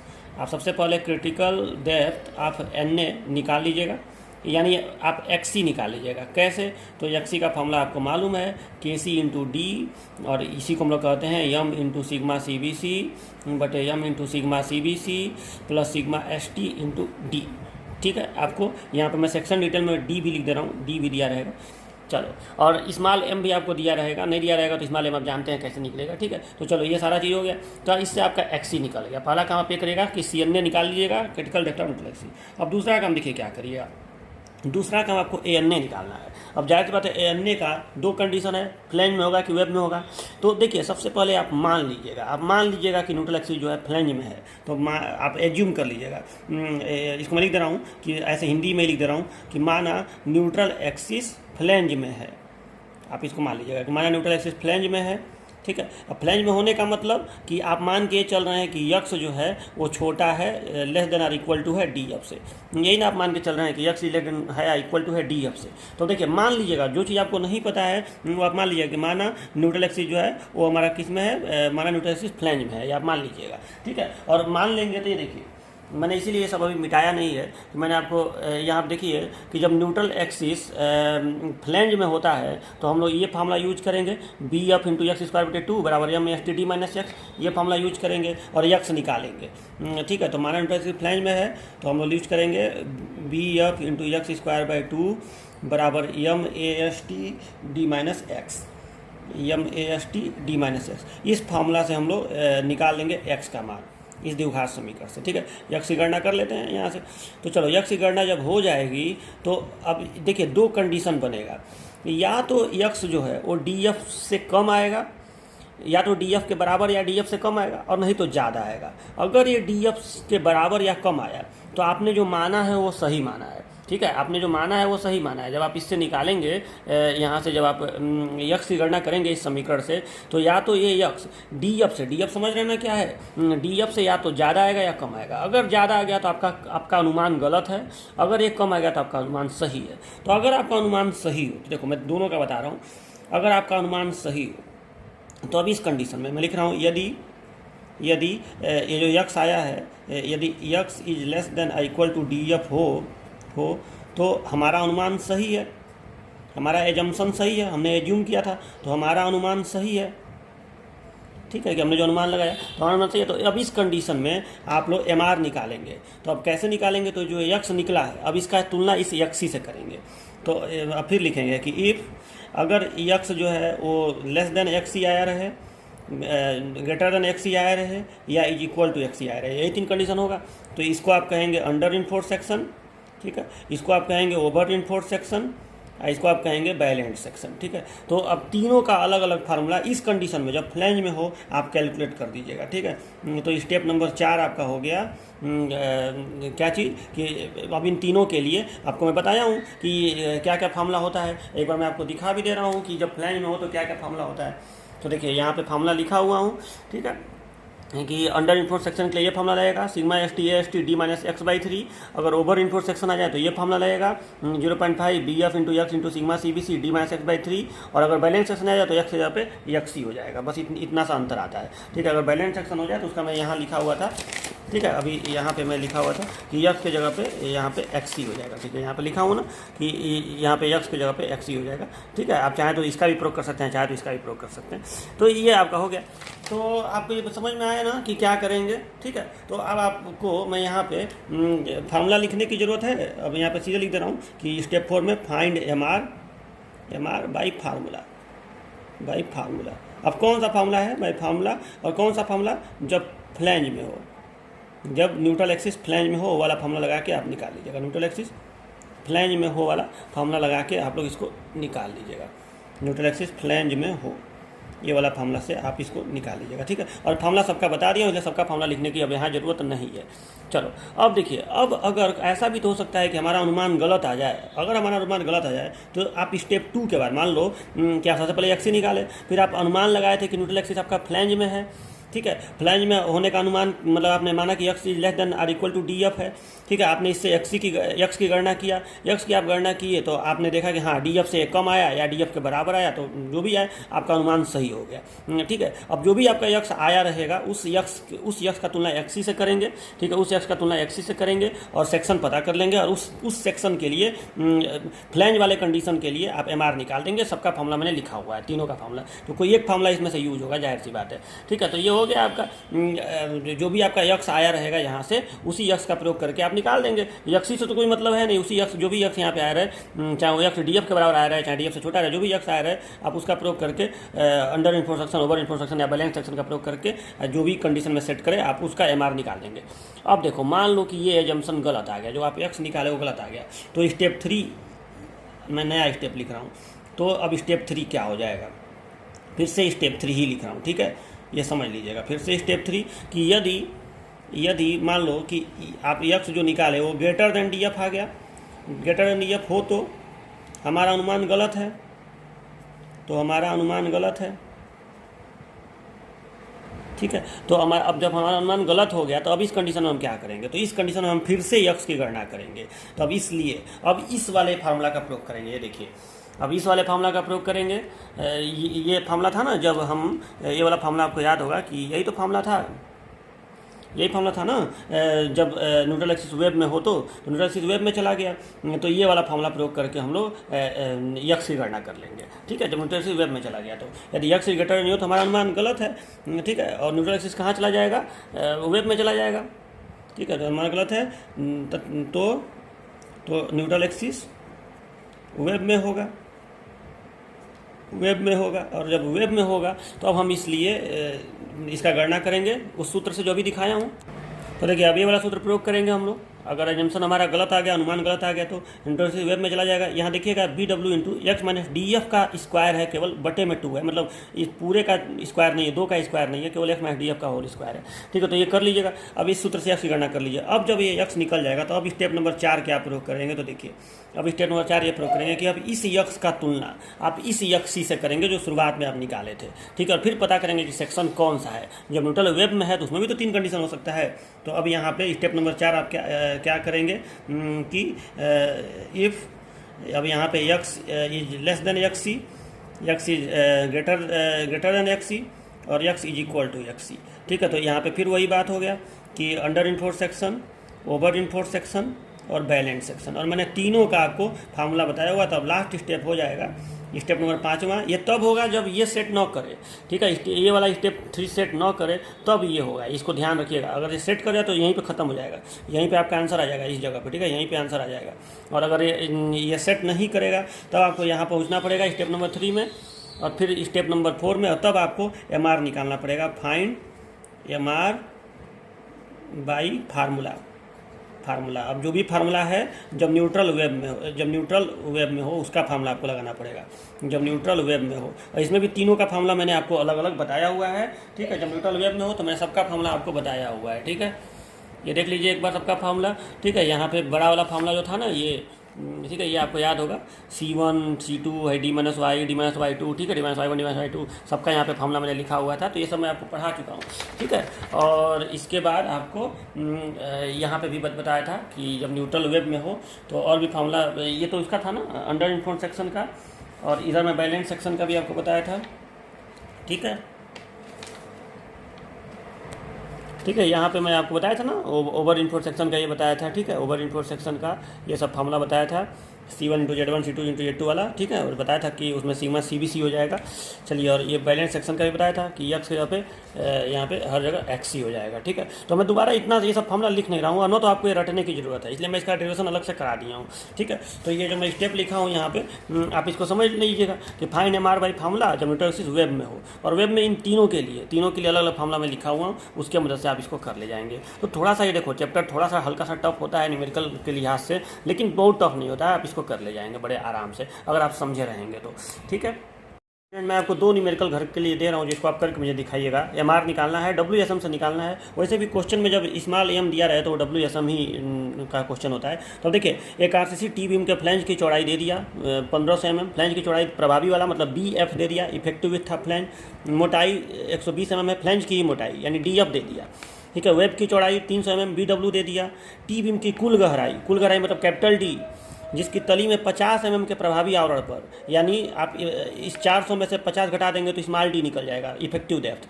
प्रभावी आवरण पर 32 mm व्यास की 5 छड़ें एस निकल जाएगा, लगाई गई हैं। यदि कंक्रीट M15 स्टील Fe 250 हो तो MR ज्ञात करें, M बराबर स्मॉल m बराबर 18 लें। तो जैसे स्टेप बताया हूँ कर दीजिएगा, एकदम इजी क्वेश्चन है। मुझे आंसर किलो न्यूटन मीटर में चाहिए, किलो न्यूटन मीटर में आप करके मुझे दिखाइएगा, ठीक है। और दूसरा क्वेश्चन है कि find MR of T beam for following data दिया है, आपको MR निकालना है।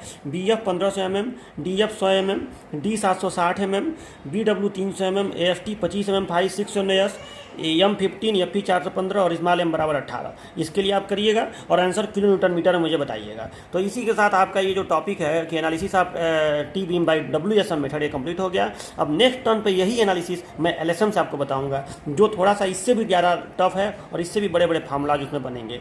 तो तैयार रहिए, नेक्स्ट लेक्चर के लिए LSM से बताएंगे। और फिर आपका इस चैप्टर में यल बीम थोड़ा सा बताना है और एक और छोटा सा हेडिंग रहता है economical depth of T beam, जो बता देंगे तो खत्म हो जाएगा। तो मिलते हैं नेक्स्ट लेक्चर में और पढ़ेंगे analysis of T beam by LSM। Okay, तब तक के लिए बाय बाय।